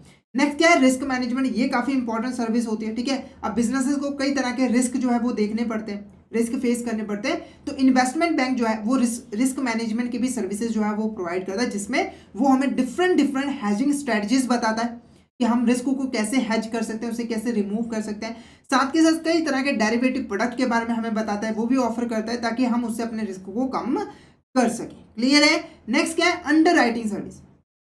नेक्स्ट क्या हमारा यहाँ पर अंडर राइटिंग सर्विस। तो अंडर राइटिंग सर्विस काफ़ी इंपॉर्टेंट यहाँ पर फंक्शन होता है हमारा इन्वेस्टमेंट बैंक का, तो इसीलिए इसको मैंने अलग से यहाँ पर जो है लिया है। तो अब ये अंडर राइटिंग सर्विसेज बेसिकली यहाँ पर होते गए। तो जनरली देखो, जब भी कंपनीज को अपना फंड रेजिंग करनी होती है, कैपिटल रेजिंग करनी होती है, तो वो अपने जो फाइनेंशियल इंस्ट्रूमेंट होते हैं, जैसे कि शेयर्स हो गया, ठीक है, बॉन्ड्स हो गया, उसको इशू करके फंड रेजिंग यहाँ पर कर सकते हैं। जब भी यहाँ पर ये कंपनी जो है अपने फाइनेंशियल इंस्ट्रूमेंट इश्यू करते हैं, ठीक है, तो उसमें एक मिनिमम सब्सक्रिप्शन का जो क्राइटेरिया है वो यहाँ पर जो है होता है। जैसे एग्जांपल के मान के चलो, XYZ लिमिटेड कंपनी है, ठीक है, उसने यहाँ पर जो है पब्लिक को अपने शेयर्स जो है वो इशू किए, तो यहाँ पर एक मिनिमम सब्सक्रिप्शन का क्राइटेरिया रहता है कि कम से कम जो पब्लिक है वो इतने शेयर जो है वो परचेज करे। मान के चलो कि यहाँ पर जो मिनिमम सब्सक्रिप्शन क्राइटेरिया है वो कितना है, 90% का, यानी कि अगर XYZ लिमिटेड कंपनी अपने शेयर्स को इशू करती है तो पब्लिक को कम से कम उसके 90% शेयर्स को जो है वो परचेज करना जरूरी होगा, ठीक है। अगर ऐसा नहीं होता है तो ये जो इशूएंस थी, यानी कि ये जो हमारा इशू प्रोसेस था, वो यहाँ पर फेल हो जाएगा, ठीक है, और ये कंपनी फंड रेजिंग जो है नहीं कर पाएगी। क्लियर है। तो इस प्रॉब्लम को सॉल्व करने के लिए ये जो हमारे यहाँ पर रिस्क है कि यहाँ पर हमारे जो सब्सक्राइब होंगे नहीं होंगे, इसको जो है इन्वेस्टमेंट बैंक जो है अंडर राइटिंग के थ्रू जो है वो कम कर देता है। कैसे कम कर देता है, तो यहाँ पर अंडर राइटिंग के अंडर जो इन्वेस्टमेंट बैंक है वो XYZ लिमिटेड को प्रॉमिस करती है कि अगर बाई चांस आप सिक्योरिटीज को इशू करते हो और आपका मिनिमम सब्सक्रिप्शन पूरा नहीं होता, तो मिनिमम सब्सक्रिप्शन को पूरा करने के लिए जितनी भी सिक्योरिटीज की सब्सक्रिप्शन बाकी रहेगी वो हम यहाँ पर परचेज कर लेंगे। जैसे कि मान के चलो हमने 80% जो शेयर्स थे वो पब्लिक ने यहाँ पर परचेज कर लिए, क्या कर लिया, परचेज कर लिया। अब मिनिमम सब्सक्रिप्शन के लिए 10% और चाहिए कि 10% और सब्सक्राइब हो जाए, तो यहाँ पर जो हमारी इन्वेस्टमेंट बैंक है वो इस 10% को सब्सक्राइब कर लेगी, यानी कि परचेज कर लेगी, जिससे मिनिमम जो हमारा सब्सक्रिप्शन का जो क्राइटेरिया है वो यहाँ पर जो है पूरा हो जाएगा। तो ये जो सर्विस है इसी को हम यहाँ पर अंडर राइटिंग सर्विस जो है यहाँ पर कहते हैं। इसी को हम यहाँ पर क्या कहते हैं, अंडर राइटिंग सर्विस जो है यहाँ पर कहते हैं। क्लियर है आपको। कौन सा पॉइंट दोबारा से एक्सप्लेन करना है, पॉइंट का नेम जरूर लिख दीजिए ताकि कंफ्यूजन ना हो, क्योंकि काफ़ी सारे पॉइंट्स हमने यहाँ पर कवर कर लिए। तो फटाफट से एक बार मुझे बता दीजिए। तो अंडर राइटिंग बेसिकली क्या है, एक सर्विस है जिसके अंडर हमारा इन्वेस्टमेंट बैंक, ठीक है, कंपनीज और गवर्नमेंट को एक गारंटी देता है कि आप जब भी सिक्योरिटीज इशू करो तो अगर मिनिमम सब्सक्रिप्शन में अगर कोई अमाउंट रह जाती है तो वो हम परचेज कर लेंगे, आपको घबराने की जरूरत नहीं होती। एक तरह की गारंटी प्रोवाइड कर रहा होता है। क्लियर है। नेक्स्ट क्या है, टाइप्स ऑफ अंडर राइटिंग। अब ये जो अंडर राइटिंग है वो भी यहाँ पर कई टाइप्स की होती है, ठीक है। अब कौन कौन सी है, मेनली यहाँ पर 3 तरह की, ठीक है, यहाँ पर हमारी जो हम पढ़ेंगे 3 तरह की जो है अंडर राइटिंग हम यहाँ पर जो है पढ़ेंगे। तो पहला हमारे यहाँ पर क्या है, फर्म कमिटमेंट अंडर राइटिंग। क्या है हमारे यहाँ पर, फर्म कमिटमेंट अंडर राइटिंग, ठीक है। मंडे टू सैटरडे हमारे यहाँ पर जो है क्लासेस रेगुलर बेसिस पे होती है, ठीक है। तो पहला हमारा क्या है, फर्म कमिटमेंट अंडर राइटिंग। अब फर्म कमिटमेंट अंडर राइटिंग क्या होता है, तो इसके अंदर जो हमारी अंडर राइटिंग एंटिटी होती है, जो अंडर राइटिंग कर रही होती है, यानी कि जो इन्वेस्टमेंट बैंक है, वो पूरा का पूरा, ठीक है, जो भी हमारे यहाँ पर सिक्योरिटीज है उसको जो है यहाँ पर परचेज करने की गारंटी देती है। यानी कि ये हमारी जो कंपनी उसको गारंटी देती है कि आप अब जो भी यहाँ पर सिक्योरिटीज़ को इश्यू करोगे ना, तो हम गारंटी लेते हैं कि ये जो है आपका 100% जो है ये बिक जाएगा, इसको 100% लोग जो है वो परचेज़ कर लेंगे। और बाई चांस अगर ये 100% परचेज़ नहीं होता, मान के चलो 0% हो जाता है, तो 100 का 100% जो है वो हमारी जो अंडरराइटिंग कंपनी है, यानी कि जो इन्वेस्टमेंट बैंक है, वो यहाँ पर जो है वो परचेज़ कर लेंगे।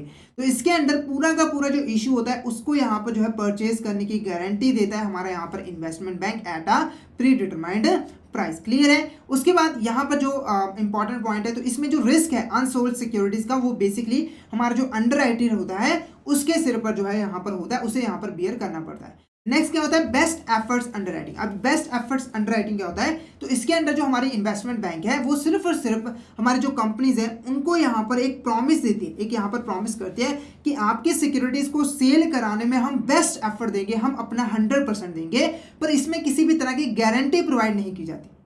यानी कि ऐसा नहीं हुआ कि अगर मान के चलो मिनिमम सब्सक्रिप्शन हुआ तो हमारी अंडरराइटिंग कमीशन उसको परचेज करके, ऐसा बिल्कुल नहीं होगा। तो बिकने की कोई गारंटी नहीं है, सिर्फ ये प्रॉमिस कर देते कि हम अपना 100% यहाँ पर जो है देंगे। तो इसके अंदर यहाँ पर किसी भी तरह का जो रिस्क है वो जो अंडरराइटर है वो यहाँ पर नहीं बियर करता।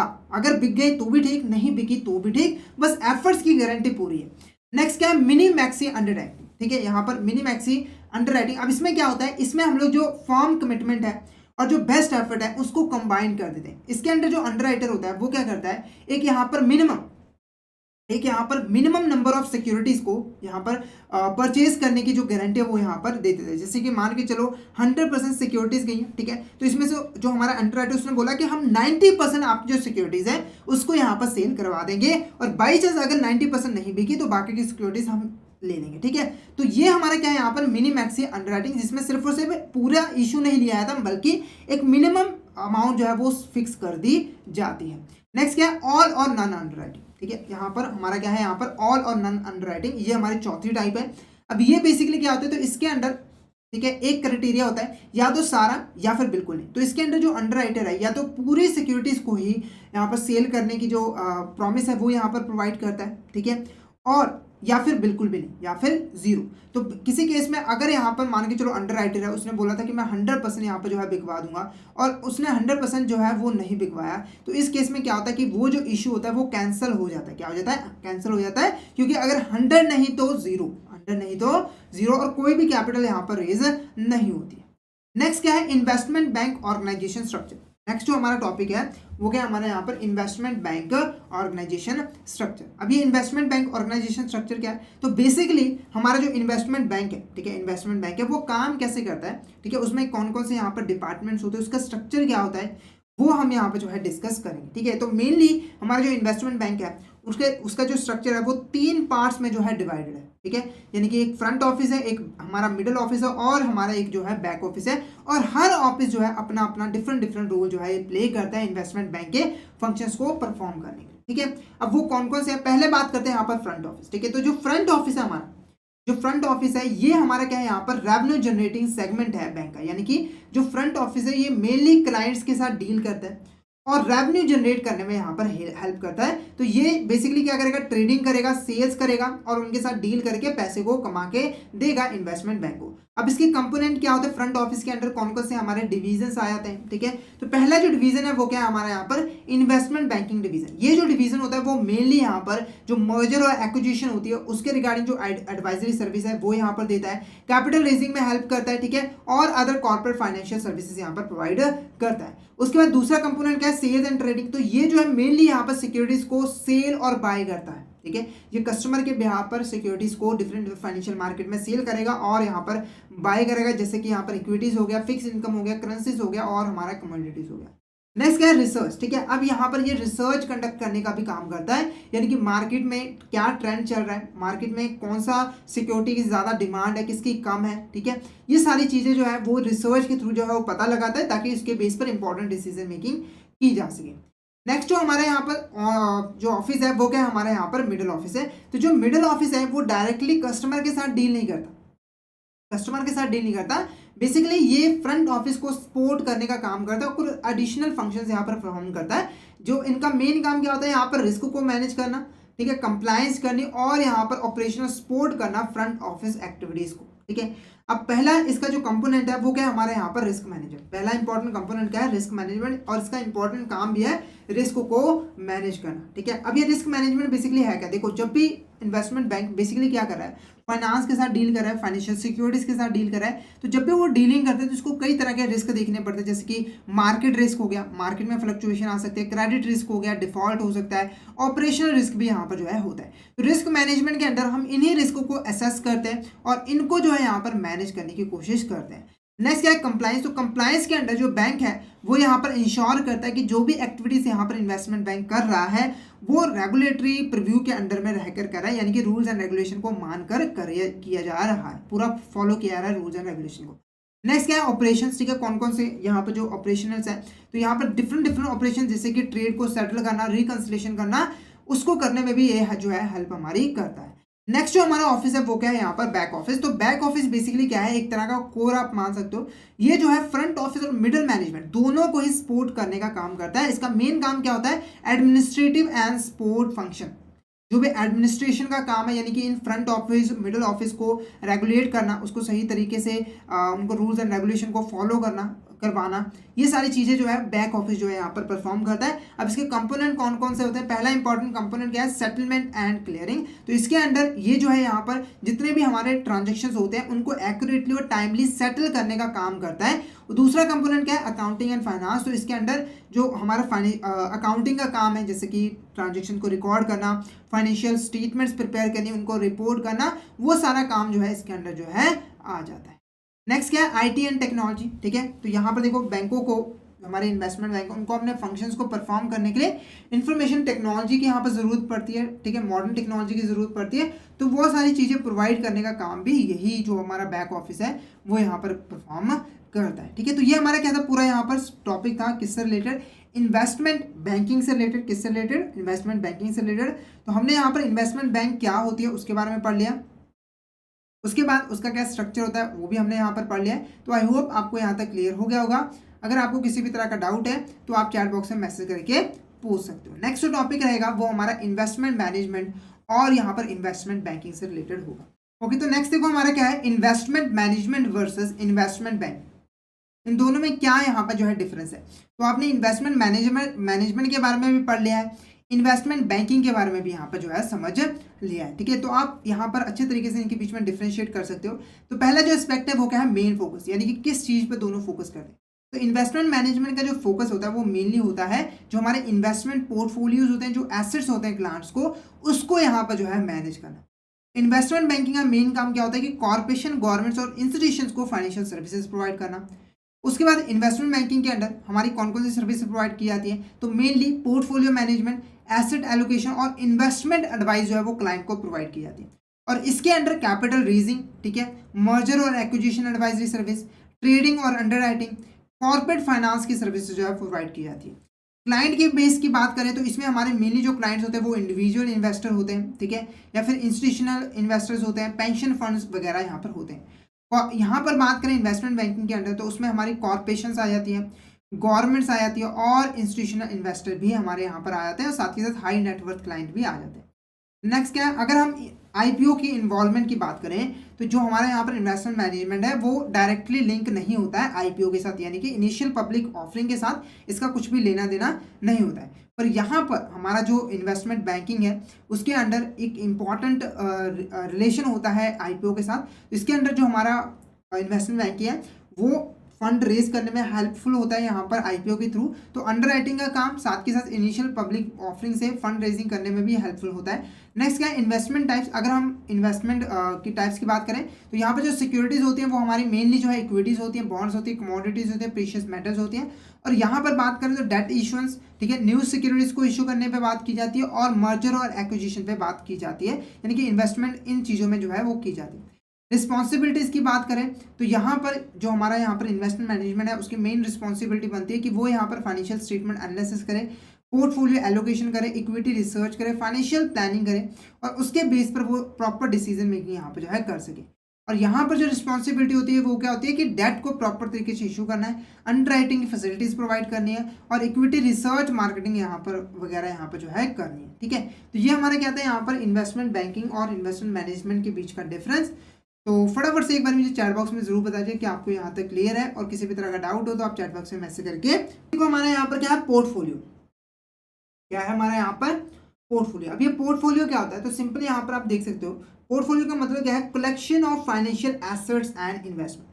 यानी कि जब हम यहाँ पर डिफरेंट डिफरेंट, ठीक है, डिफरेंट डिफरेंट एसेट्स को, ठीक है, परचेज करते हैं, ठीक है, जैसे कि सिक्योरिटीज हो गया, बॉन्ड्स हो गया, ठीक है, डिबेंचर्स हो गया, ठीक है, उन सभी सिक्योरिटीज को जो हम कलेक्ट कर लेते हैं, यानी कि एक जगह पे डाल देते हैं, तो उस कलेक्शन को हम यहाँ पर क्या कहते हैं, पोर्टफोलियो। जैसे कि मान के चलो एक पर्सन है, ठीक है, उसने यहाँ पर जो है 100 इक्विटी शेयर परचेज किए, ठीक है, 100 बॉन्ड्स परचेज किए, उसके बाद 100 यहाँ पर जो है डिबेंचर भी परचेज किए, ठीक है, और इसने एक बास्केट बनाई, ठीक है, एक अकाउंट ओपन करवाया, और इसमें यहाँ पर जो है इन तीनों जो सिक्योरिटी उसको यहाँ पर जो है डाल दिया। तो ये जो बास्केट है ना, ठीक है, जो कि यहाँ पर डिफरेंट डिफरेंट हमारे फाइनेंशियल एसेट से मिलकर बनी है, इसी को हम यहाँ पर क्या कहते हैं, पोर्टफोलियो। क्या कहते हैं हमें यहाँ पर, पोर्टफोलियो। और जब भी हमें इन्वेस्टमेंट करनी होती है तो ये सही रहता है कि हम हमेशा इन्वेस्टमेंट जो है वो पोर्टफोलियो बना के ही करें, क्योंकि जब आप एक पर्टिकुलर फाइनेंशियल एसेट में इन्वेस्टमेंट करते हो, जैसे कि मान लो सारा पैसा आपने टाटा कंपनी में ही इन्वेस्ट कर दिया, तो वहाँ पर जो रिस्क होता है वो ज़्यादा होता है, क्योंकि अगर बाई चांस टाटा कंपनी डूबी तो आपका सारा पैसा जो है डूब जाएगा। पर जब आप पोर्टफोलियो बनाते हो, यानी कि डिफरेंट डिफरेंट एसेट्स में इन्वेस्ट करते हो, तो बाई चांस अगर एक कंपनी फेल हो भी जाती है तो ज़्यादा लॉस आपको यहाँ पे जो है नहीं होता है। तो रिस्क को कम करने के लिए हम क्या करते हैं, डिफरेंट डिफरेंट एसेट्स को परचेज करते हैं और उसी में इन्वेस्टमेंट जो है यहाँ पर करते हैं। क्लियर है? मेन जो फोकस होता है वो यही होता है कि हम अपने रिस्क को डिवर्सिफाई कर सके डिफरेंट डिफरेंट फाइनेंशियल एसेट्स में, ताकि हमारी जो रिटर्न है वो हमें ज़्यादा से ज़्यादा मिल सके। नेक्स्ट जो है वो क्या है, पोर्टफोलियो मैनेजमेंट। अब पोर्टफोलियो मैनेजमेंट क्या है, सिंपली देखो, पोर्टफोलियो मैनेजमेंट एक तरह की प्रोफेशनल सर्विस है जिसके अंडर हम यहाँ पर पोर्टफोलियो को मैनेज करते हैं। यानी कि पोर्टफोलियो मैनेजमेंट के अंडर एक यहाँ पर बेहतर, एक अच्छा पोर्टफोलियो जो है बनाने की एक स्ट्रैटेजी जो है यहाँ पर बनाई जाती है। जब भी आप बैंक के पास जाते हो तो बैंक आपको बताता है आपके पास ये ऑप्शंस है, ठीक है, और वो आपके लिए एक प्रॉपर यहाँ पर जो है पोर्टफोलियो बना के देता है सिक्योरिटीज का, जो कि यहाँ पर आपके लिए सूटेबल भी होती है, ठीक है, और आपको ज़्यादा रिस्क भी फेस नहीं करना पड़ता और आपको ज़्यादा से ज़्यादा रिटर्न भी यहाँ पर जो है मिलती है। तो पोर्टफोलियो मैनेजमेंट का मतलब सिंपली है कि हमें इस तरीके से अपने डिफरेंट डिफरेंट एसेट्स में इन्वेस्ट करना है कि हमारा एक प्रॉपर पोर्टफोलियो बन सके हमारी सिक्योरिटीज़ का, जिससे हमें ज़्यादा से ज़्यादा रिटर्न मिले और रिस्क भी यहाँ पर जो है कम से कम हो। क्लियर है? तो इसके अंदर हम जो है अपने जो भी स्ट्रैटेजीज है उसकी हेल्प से इन्वेस्टमेंट को कलेक्ट करते हैं और इस तरीके से कलेक्ट करते हैं कि हमें हमारे जो फाइनेंशियल ऑब्जेक्टिव है वो यहाँ पर जो है अचीव हो सके। अब यहाँ पर पोर्टफोलियो मैनेजमेंट प्रोसेस पढ़ लेते हैं कि पोर्टफोलियो मैनेजमेंट की जो प्रोसेस होती है उसमें कौन कौन से यहाँ पे जो है स्टेप्स होते हैं। तो स्टेप्स बिल्कुल यहाँ पर सिमिलर है जो कि हमने इन्वेस्टमेंट मैनेजमेंट में देखा था। तो पहला स्टेप क्या है, आइडेंटिफिकेशन ऑफ ऑब्जेक्टिव। तो इसके अंदर हम क्या करेंगे, जो भी हमारे इन्वेस्टर्स हैं, ठीक है, उसके फाइनेंशियल गोल्स क्या है, उसके रिस्क टॉलरेंस क्या है, टाइम होरिजन क्या है, उसको हम स्टडी करेंगे और उसके अकॉर्डिंग यहाँ पर फाइनेंशियल गोल्स को एस्टैब्लिश करेंगे। फिर उसके बाद जैसे हमने यहाँ पर गोल्स बनाए तो उन गोल्स के अकॉर्डिंग हम हमारी जो कैपिटल मार्केट है उसको हम यहाँ पे जो है स्टडी करेंगे और कैपिटल मार्केट में से वो सिक्योरिटीज को फाइंड आउट करेंगे जो कि हमारे फाइनेंशियल गोल्स के अकॉर्डिंग हो, हमारे गोल्स को अचीव करने में हमारी यहाँ पर हेल्प करे। उसके बाद जो थर्ड स्टेप होता है वो क्या होता है, डिसीजन अबाउट एसेट एलोकेशन। ठीक है, अब जब हम मार्केट में हमने एसेट्स के बारे में यहाँ पर जो हमने देख लिया कि हमें कौन कौन सी सिक्योरिटीज में इन्वेस्ट करना है, ठीक है, मार्केट में कौन सी सिक्योरिटीज अच्छी चल रही है, मार्केट की क्या कंडीशन है, तो अब फाइनली हम जो है अपने पैसे को डिफरेंट डिफरेंट एसेट्स में जो है एलोकेट करते हैं। यानी कि जैसे कि रियल एस्टेट में इन्वेस्टमेंट कर दी, फाइनेंशियल एसेट में इन्वेस्टमेंट कर दी, बॉन्ड्स में इन्वेस्टमेंट कर दी, है ना, तो वो हम एसेट्स यहाँ पे जो है सिलेक्ट करते हैं। ठीक है, जब भी हम यहाँ पर एसेट क्लास को सिलेक्ट कर लेते हैं, जैसे कि मैंने सिलेक्ट कर लिया फाइनेंशियल एसेट, उसके बाद हम यहाँ पर एक सूटेबल पोर्टफोलियो स्ट्रैटेजी बनाते हैं, यानी कि एक ऐसी स्ट्रैटेजी बनाते हैं जिससे एक प्रॉपर पोर्टफोलियो यहाँ पर जो है बनाया जा सके। जब हम पोर्टफोलियो की स्ट्रैटेजी हम यहाँ पर बना लेते हैं तो नेक्स्ट स्टेप क्या होता है कि उस पोर्टफोलियो के अंडर कौन कौन सी सिक्योरिटीज होगी उसके हम यहाँ पे जो है सिलेक्शन करते हैं। और सिलेक्शन किस बेस पे होती है कि कोई भी सिक्योरिटीज कितनी प्रॉफिटेबिलिटी है, उसमें कितना रिस्क है, तो रिस्क और प्रॉफिटेबिलिटी को देखकर हम एक प्रॉपर पोर्टफोलियो यहाँ पे जो है बनाते हैं और उसके बाद 6 स्टेप में हम उस पोर्टफोलियो को क्या कर देते हैं, इंप्लीमेंट करते हैं। इंप्लीमेंट करने का मतलब फाइनली हम यहाँ पर उन सिक्योरिटीज को परचेज कर लेते हैं। ठीक है, उसके बाद जब हम इंप्लीमेंट कर देते हैं तो उसको रेगुलर बेसिस पे जो है इवेल्युएट करते रहते हैं, यानी कि उसको स्टडी करते रहते हैं कि वो अच्छे तरीके से काम कर रहा है कि नहीं, हमें जो डिजायर रिटर्न थी वो हमें मिल रही है कि नहीं। ठीक है, उसके बाद लास्ट जो स्टेप है वो क्या है, स्टेप 8 है। उसके अंदर हम लोग क्या करते हैं, रीबैलेंसिंग। मतलब कि जो भी ऐसी सिक्योरिटीज है जो कि प्रॉफिटेबल नहीं है, हमारे डिजायर रिटर्न हमें प्रोवाइड नहीं करिए, उसको हम रिमूव कर देते हैं और नई सिक्योरिटीज को हम ऐड जो है यहाँ पर कर देते हैं। क्लियर है आपको? नेक्स्ट क्या है हमारे यहाँ पर types of portfolio management services. अब ये जो पोर्टफोलियो मैनेजमेंट सर्विसेज होती हैं वो कितनी टाइप्स की होती है, यानी कि हमें कौन कौन सी सर्विसेज जो है इसके अंदर मिल जाती है, ठीक है। तो पहला जो टाइप है वो क्या है, डिस्क्रेशनरी पोर्टफोलियो मैनेजमेंट, ठीक है। अब डिस्क्रेशनरी पोर्टफोलियो मैनेजमेंट एक ऐसी सर्विस होती है जिसके अंदर जो हमारा यहाँ पर प्रोफेशनल होता है, जो कि हमारा पोर्टफोलियो मैनेजर होता है, उसके पास फुल अथॉरिटी होती है इन्वेस्टमेंट डिसीजन को लेने के लिए। इसके अंदर हम लोग क्या करते हैं, जो हमारा पोर्टफोलियो मैनेजर है उसको फुल अथॉरिटी देती कि आप जो है अपने हिसाब से जो आपको सही लगे आप जो है यहाँ पर इंपॉर्टेंट डिसीजन यहाँ पर जो है ले सके। तो जो हमारा पोर्टफोलियो मैनेजर है वो हमारे नीड्स के अकॉर्डिंग पोर्टफोलियो मैनेजर को जो भी सूटेबल लगेगा वो यहाँ पर डिसीजन लेगा और उसके अकॉर्डिंग ही इन्वेस्टमेंट यहाँ पर जो है करेगा। क्लियर है। तो मेनली जो मैनेजर है वो यहाँ पर इन्वेस्टर के गोल्स और रिस्क टॉलरेंस के अकॉर्डिंग जो है वो डिसीजन लेगा ताकि उसके जो भी गोल्स हैं हमारे क्लाइंट्स के वो यहाँ पर अचीव हो सके। नेक्स्ट जो टाइप है वो क्या है, नॉन डिस्क्रेशनरी पोर्टफोलियो मैनेजमेंट। तो इस सर्विस के अंदर जो पोर्टफोलियो मैनेजर है वो सिर्फ और सिर्फ क्लाइंट को एक तरह की रिकमेंडेशन देता है, यानी कि ये कोई भी डिसीजन नहीं ले सकता, इसके पास कोई भी अथॉरिटी नहीं है डिसीजन लेने का। सिर्फ और सिर्फ ये क्लाइंट को एक रिकमेंडेशन देगा कि आप इस तरीके से पोर्टफोलियो बनाओ, इस तरीके से आप डिफरेंट डिफरेंट एसेट में इन्वेस्टमेंट करो ताकि आपको ज़्यादा से ज़्यादा प्रॉफिट हो और आपको जो रिस्क है वो भी यहाँ पर जो है कम से कम हो सके। पर अल्टीमेट जो फैसला लेने का जो पावर होती है, जो अथॉरिटी होती है, वो हमारे इन्वेस्टर के पास ही होता है। वही डिसाइड करेगा कि उसका पैसा किन किन एसेट्स में इन्वेस्टमेंट जो है वो की जानी चाहिए। नेक्स्ट क्या है, active portfolio management. Active portfolio management के अंदर क्या होता है कि हम एक्टिवली जो है वो यहाँ पर सेल परचेज करते रहते हैं, यानी कि हमने ऐसा नहीं है कि एक पोर्टफोलियो बना दिया और चुपचाप बैठ गया, ऐसा बिल्कुल नहीं है। हमने पोर्टफोलियो बनाया, उसको हम स्टडी कर रहे हैं, ठीक है, और जहां पर हमें लग रहा है कि हमारी जो कुछ सिक्योरिटीज वो सही से परफॉर्म नहीं करे तो उसको सेल करें और उसको यहाँ पर जो है बाय करें। हम रेगुलर बेसिस पे जो है मार्केट को स्टडी करें और उसके अकॉर्डिंग नई नई सिक्योरिटीज को यहाँ पर जो है बाय करें, यानी कि हम मार्केट में एक्टिवली यहाँ पर जो है पार्टिसिपेट कर रहे हैं। क्लियर है।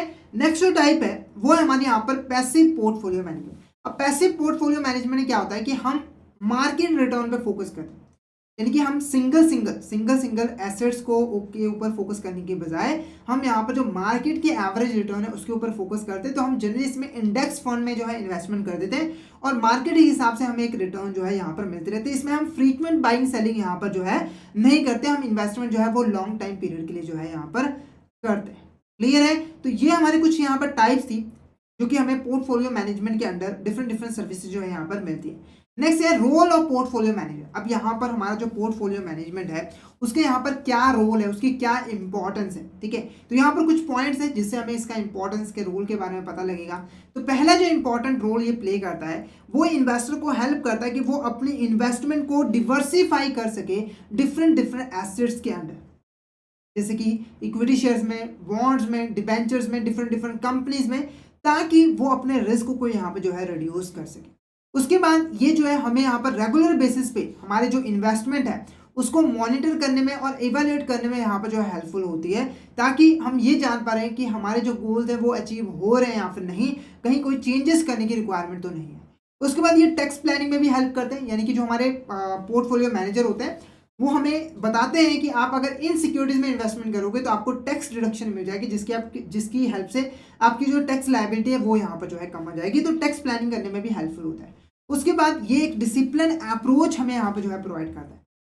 अब जब हम पोर्टफोलियो मैनेजर को कहते हैं कि आप हमारे बिहाफ पर इन्वेस्टमेंट करो, तो वो एक डिसिप्लिन वे में इन्वेस्टमेंट जो है यहाँ पर करता है। क्योंकि कई बार क्या होता है कि हम जब खुद से इन्वेस्टमेंट कर रहे होते हैं तो हम भावुक होकर, मतलब इम्पल्सिव होकर डिसीजन ले बैठते हैं जिससे हमें लॉस हो जाता है। पर यहाँ पर ऐसा नहीं है, यहाँ पर एक डिसिप्लिन अप्रोच को फॉलो करके जो है इन्वेस्टमेंट की जाती है। उसके बाद साथ ही साथ हमें यहाँ पर प्रोफेशनल और एक्सपर्टीज रिसर्च की फैसिलिटीज यहाँ पर मिल जाती है, क्योंकि जो पोर्टफोलियो मैनेजर है वो काफ़ी एक्सपर्ट होते हैं, उनको पूरी नॉलेज होती है, जिससे हमें एक एक्सपर्ट की सर्विसेज भी यहाँ पर मिल जाती है। तो ये कुछ इंपॉर्टेंट बेनिफिट्स थे या फिर रोल्स थे या फिर इंपॉर्टेंस थे हमारे यहाँ पर पोर्टफोलियो मैनेजमेंट के। नेक्स्ट क्या है, portfolio management versus investment banking. अब यहाँ पर पोर्टफोलियो मैनेजमेंट भी आप समझ चुके हैं और इन्वेस्टमेंट बैंकिंग भी समझ चुके हैं। अब इसके बीच का जो डिफरेंस है वो यहाँ पर हम स्टडी कर लेते हैं। पहला जो डिफरेंस है वो क्या है, फोकस का। तो ये जो मेनली डील करता है वो किसके साथ डील करता है कि जो हमारे इंडिविजुअल के जो पोर्टफोलियोज है उनको जो है यहाँ पर मैनेज करता है, यानी कि इन्वेस्टमेंट को मैनेज करता है। और ये जो है यहाँ पर फाइनेंशियल एडवाइजरी, कैपिटल रेजिंग और मर्जर और एक्विजिशन में हेल्प करता है। क्लाइंट टाइप की बात करें तो इसके मेनली जो है इंडिविजुअल इंस्टीट्यूशन इन्वेस्टर होते हैं, इसके कॉर्पोरेशन इंस्टीट्यूशन गवर्नर गवर्नमेंट्स और हाई नेटवर्थ इंडिविजुअल्स होते हैं। ऑब्जेक्टिव क्या होता है कि मैक्सिमम रिटर्न कमा के देना है हमारे यहाँ पर क्लाइंट को, और कम से कम यहाँ पर रिस्क उनको होना चाहिए। ये जो है अपने क्लाइंट्स को असिस्ट करते हैं कि वो यहाँ पर अपने फाइनेंशियल ट्रांजेक्शन को सही तरीके से ले सकें, सही तरीके से कर सके और अच्छी स्ट्रैटेजी डिसीजन यहाँ पर ले सके। अब एक्टिविटीज की बात की जाए तो इसमें मेनली जो है asset allocation, security selection, risk management की एक्टिविटीज की जाती है। इसके under underwriter, merger, acquisition, capital raising की एक्टिविटीज जो है वो की जाती है। नेक्स्ट क्या है, पोर्टफोलियो मैनेजर। अब पोर्टफोलियो मैनेजर क्या है, सिंपली देखो, पोर्टफोलियो मैनेजर वो प्रोफेशनल पर्सन है जो कि यहाँ पर पोर्टफोलियो मैनेजमेंट की जो सर्विसेज है वो यहाँ पर प्रोवाइड करता है। ये पोर्टफोलियो मैनेजमेंट के अंदर जितने भी सर्विसेज होता है, जो भी फंक्शंस परफॉर्म किए जाते हैं, उसको कौन परफॉर्म करता है, हमारा पोर्टफोलियो मैनेजर ही यहाँ पर जो है परफॉर्म करता है। यहाँ पर देखो, ये फाइनेंशियल प्रोफेशनल होता है जो कि यहाँ पर इन्वेस्टमेंट डिसीजन लेता है अपने क्लाइंट्स के बिहाफ पर, ताकि उसको रिस्क उनका यहाँ पर कम किया जा सके और उनको यहाँ पर मैक्सिमम रिटर्न जो है वो दी जा सके। अब पोर्टफोलियो मैनेजर का यहाँ पर क्या रोल होता है, तो सिंपली देखो, मैंने बता ही दिया कि जो हमारा पोर्टफोलियो मैनेजमेंट है उसमें कौन कौन सी सर्विसेज होती है, तो वो सारे काम परफॉर्म कौन करता है, यहाँ पर हमारा पोर्टफोलियो मैनेजर ही परफॉर्म करता है। ठीक है, तो वो तो रोल है ही। ठीक है, यहाँ पर डिसीजंस लेना, गोल को आइडेंटिफाई करना, इन्वेस्टमेंट डिसीजन लेना, पोर्टफोलियो बनाना, ये सारा काम तो हमारा पोर्टफोलियो मैनेजर करता है, वो तो आपको ऑलरेडी पता है। उसके अलावा कुछ यहाँ पर इंपॉर्टेंट रोल है वो हम यहाँ पर डिस्कस करेंगे। तो पहला क्या है कि ये पोर्टफोलियो मैनेजमेंट सर्विसेज जो है वो प्रोवाइड करता है हमारे यहाँ पर कस्टमर को, जो कि वहाँ उनके रिस्क के अकॉर्डिंग, उनकी जो प्रोफाइल है उनके अकॉर्डिंग। ठीक है, ये यहाँ पर एक इन्वेस्टमेंट पॉलिसी भी बनाता है। ठीक है, जिसका नाम है इन्वेस्टमेंट पॉलिसी स्टेटमेंट, जिसके अंदर वो यहाँ पर कस्टमर की फाइनेंशियल पोजीशन क्या है, उसकी नीड्स क्या है, उसको यहाँ पर जो है समझता है, उसे यहाँ पर जो है आइडेंटिफाई करता है। क्लियर है। उसके बाद नेक्स्ट क्या है, पोर्टफोलियो मैनेजर। ठीक है, अब ये जो पोर्टफोलियो मैनेजर है ये इंश्योर करता है कि यहाँ पर जो भी रिटर्न है, जो भी हम इन्वेस्टमेंट करें, वो कस्टमर की रिस्क प्रोफाइल के अकॉर्डिंग ही हो, और उसको जितना उसने रिस्क लिया है उसके अकॉर्डिंग ही उसको रिटर्न यहाँ पर जो है जनरेट हो सके। तो ये कुछ रोल था यहाँ पर वो पोर्टफोलियो मैनेजर का। नेक्स्ट क्या, advantages of portfolio management service. अब ये जो हमारा पोर्टफोलियो मैनेजमेंट सर्विसेज है, इसके क्या क्या यहाँ पर जो है एडवांटेजेस होते हैं। ठीक है, तो पहला एडवांटेज क्या है, प्रोफेशनल मैनेजमेंट। प्रोफेशनल मैनेजमेंट का मतलब क्या है कि हम इसको प्रोफेशनली मैनेज कर सकते हैं। क्यों कर सकते हैं, क्योंकि इसके अंदर एक्सपर्ट पर्संस को हम यहाँ पर काम देते हैं अपने इन्वेस्टमेंट को मैनेज करने के लिए, और वो प्रोफेशनली हमारे इन्वेस्टमेंट को, पोर्टफोलियो को मैनेज कर पाते हैं। उसके बाद क्या है, कस्टमाइजेशन। कस्टमाइजेशन में क्या होता है, सिंपली अब देखो क्या है कि जब हम उसके पास जाते हैं, हमारे पोर्टफोलियो मैनेजर के पास जाते हैं, तो वो हमें पर्सनली हमारे जो नीड्स है, फाइनेंशियल गोल्स है, उनको यहाँ पर जो है समझता है, उनको आइडेंटिफाई करता है, और उसके अकॉर्डिंग ही हमें पोर्टफोलियो की जो सर्विसेज है वो प्रोवाइड करता है। तो इसकी हेल्प से क्या होता है कि हमें पर्सनलाइज इन्वेस्टमेंट स्ट्रैटेजीज यहाँ पर मिल जाती है। क्योंकि देखो, अगर आप म्यूचुअल फंड में जाते हो, ठीक है, तो वो पर्सनली आपकी सिंगल आपकी यहाँ पर नीड्स को नहीं समझते। ठीक है, वो कंबाइन जो हमारे इन्वेस्टर हैं उन सभी को नीड्स के अकॉर्डिंग यहाँ पर इन्वेस्टमेंट करते हैं। पर यहाँ पर ऐसा नहीं होता है, आपकी पर्सनल नीड्स को समझा जाएगा, आपका रिस्क क्या है उसके अकॉर्डिंग यहाँ पर इन्वेस्टमेंट जो है की जाएगी।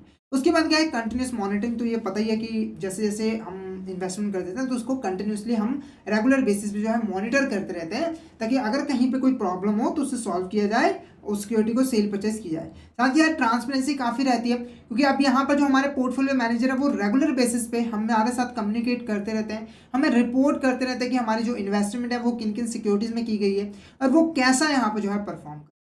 उसके बाद क्या है, डिवर्सिफिकेशन। ये डिवर्सिफिकेशन करने में भी हेल्पफुल होती है, यानी कि हम अपनी इन्वेस्टमेंट को डिफरेंट डिफरेंट एसेट्स में, डिफरेंट डिफरेंट एसेट्स क्लासेस में इन्वेस्टमेंट जो है यहाँ पर कर सकते हैं, अपने एसेट को डिवर्सिफाई कर सकते हैं। तो यहाँ पर जो हमारा इन्वेस्टमेंट मैनेजमेंट का जो टॉपिक है वो यहाँ पर ओवर होता है। तो आई होप आपको यहाँ तक क्लियर हो गया होगा। तो यहाँ पर हमारा सेशन जो है वो आज का ओवर होता है। तो इसमें हम लोग ने मॉड्यूल टी से रिलेटेड जितने भी इंपॉर्टेंट चैप्टर्स थे उसको डिटेल में डिस्कस कर लिया है, और मॉड्यूल ए, बी और सी, ठीक है, इन मॉड्यूल से रिलेटेड जितने भी इंपॉर्टेंट चैप्टर्स हैं इनको डिटेल में हमने प्रीवियस वीडियोस में कवर कर लिया है। तो अभी तक अगर आपने ये वीडियोस नहीं देखी है तो इसका जो लिंक है वो आपको यहाँ पर वीडियो के डिस्क्रिप्शन बॉक्स में मिल जाएगा। तो इन लिंक पे क्लिक करके आप ये वीडियो भी ज़रूर देख लीजिएगा अगर आप अपनी प्रिपरेशन को और बेहतर यहाँ पर बनाना चाहते हैं। तो यहाँ पर हमारा जो आज का सेशन है वो ओवर होता है। और अगर आप सिस्टमैटिक मैनर में आरबीडब्ल्यूएम सब्जेक्ट की प्रिपरेशन करना चाहते हो तो हमारे कोर्स में जरूर एनरोल कर लीजिए, जिसके अंदर हम आपको प्रोवाइड करवाते हैं कॉन्सेप्चुअल वीडियोस जो कि हमारे हिंदी और इंग्लिश लैंग्वेज के मिक्स में अवेलेबल होते हैं। इसी के साथ हम आपको mock test, mega mock test और ई-पीडीएफ नोट्स भी प्रोवाइड करते हैं, जिनकी हेल्प से आप इज़िली रिवीजन कर सकते हो। और ये जो हमारी लाइव क्लासेस होती हैं, वो आपको रिकॉर्डेड फॉर्म में भी मिल जाती हैं। तो अगर आप सिस्टमैटिक मैनर में आरबीडब्ल्यूएम सब्जेक्ट की प्रिपरेशन करना चाहते हो, तो फटाफट से हमारे कोर्स में एनरोल कर लीजिए।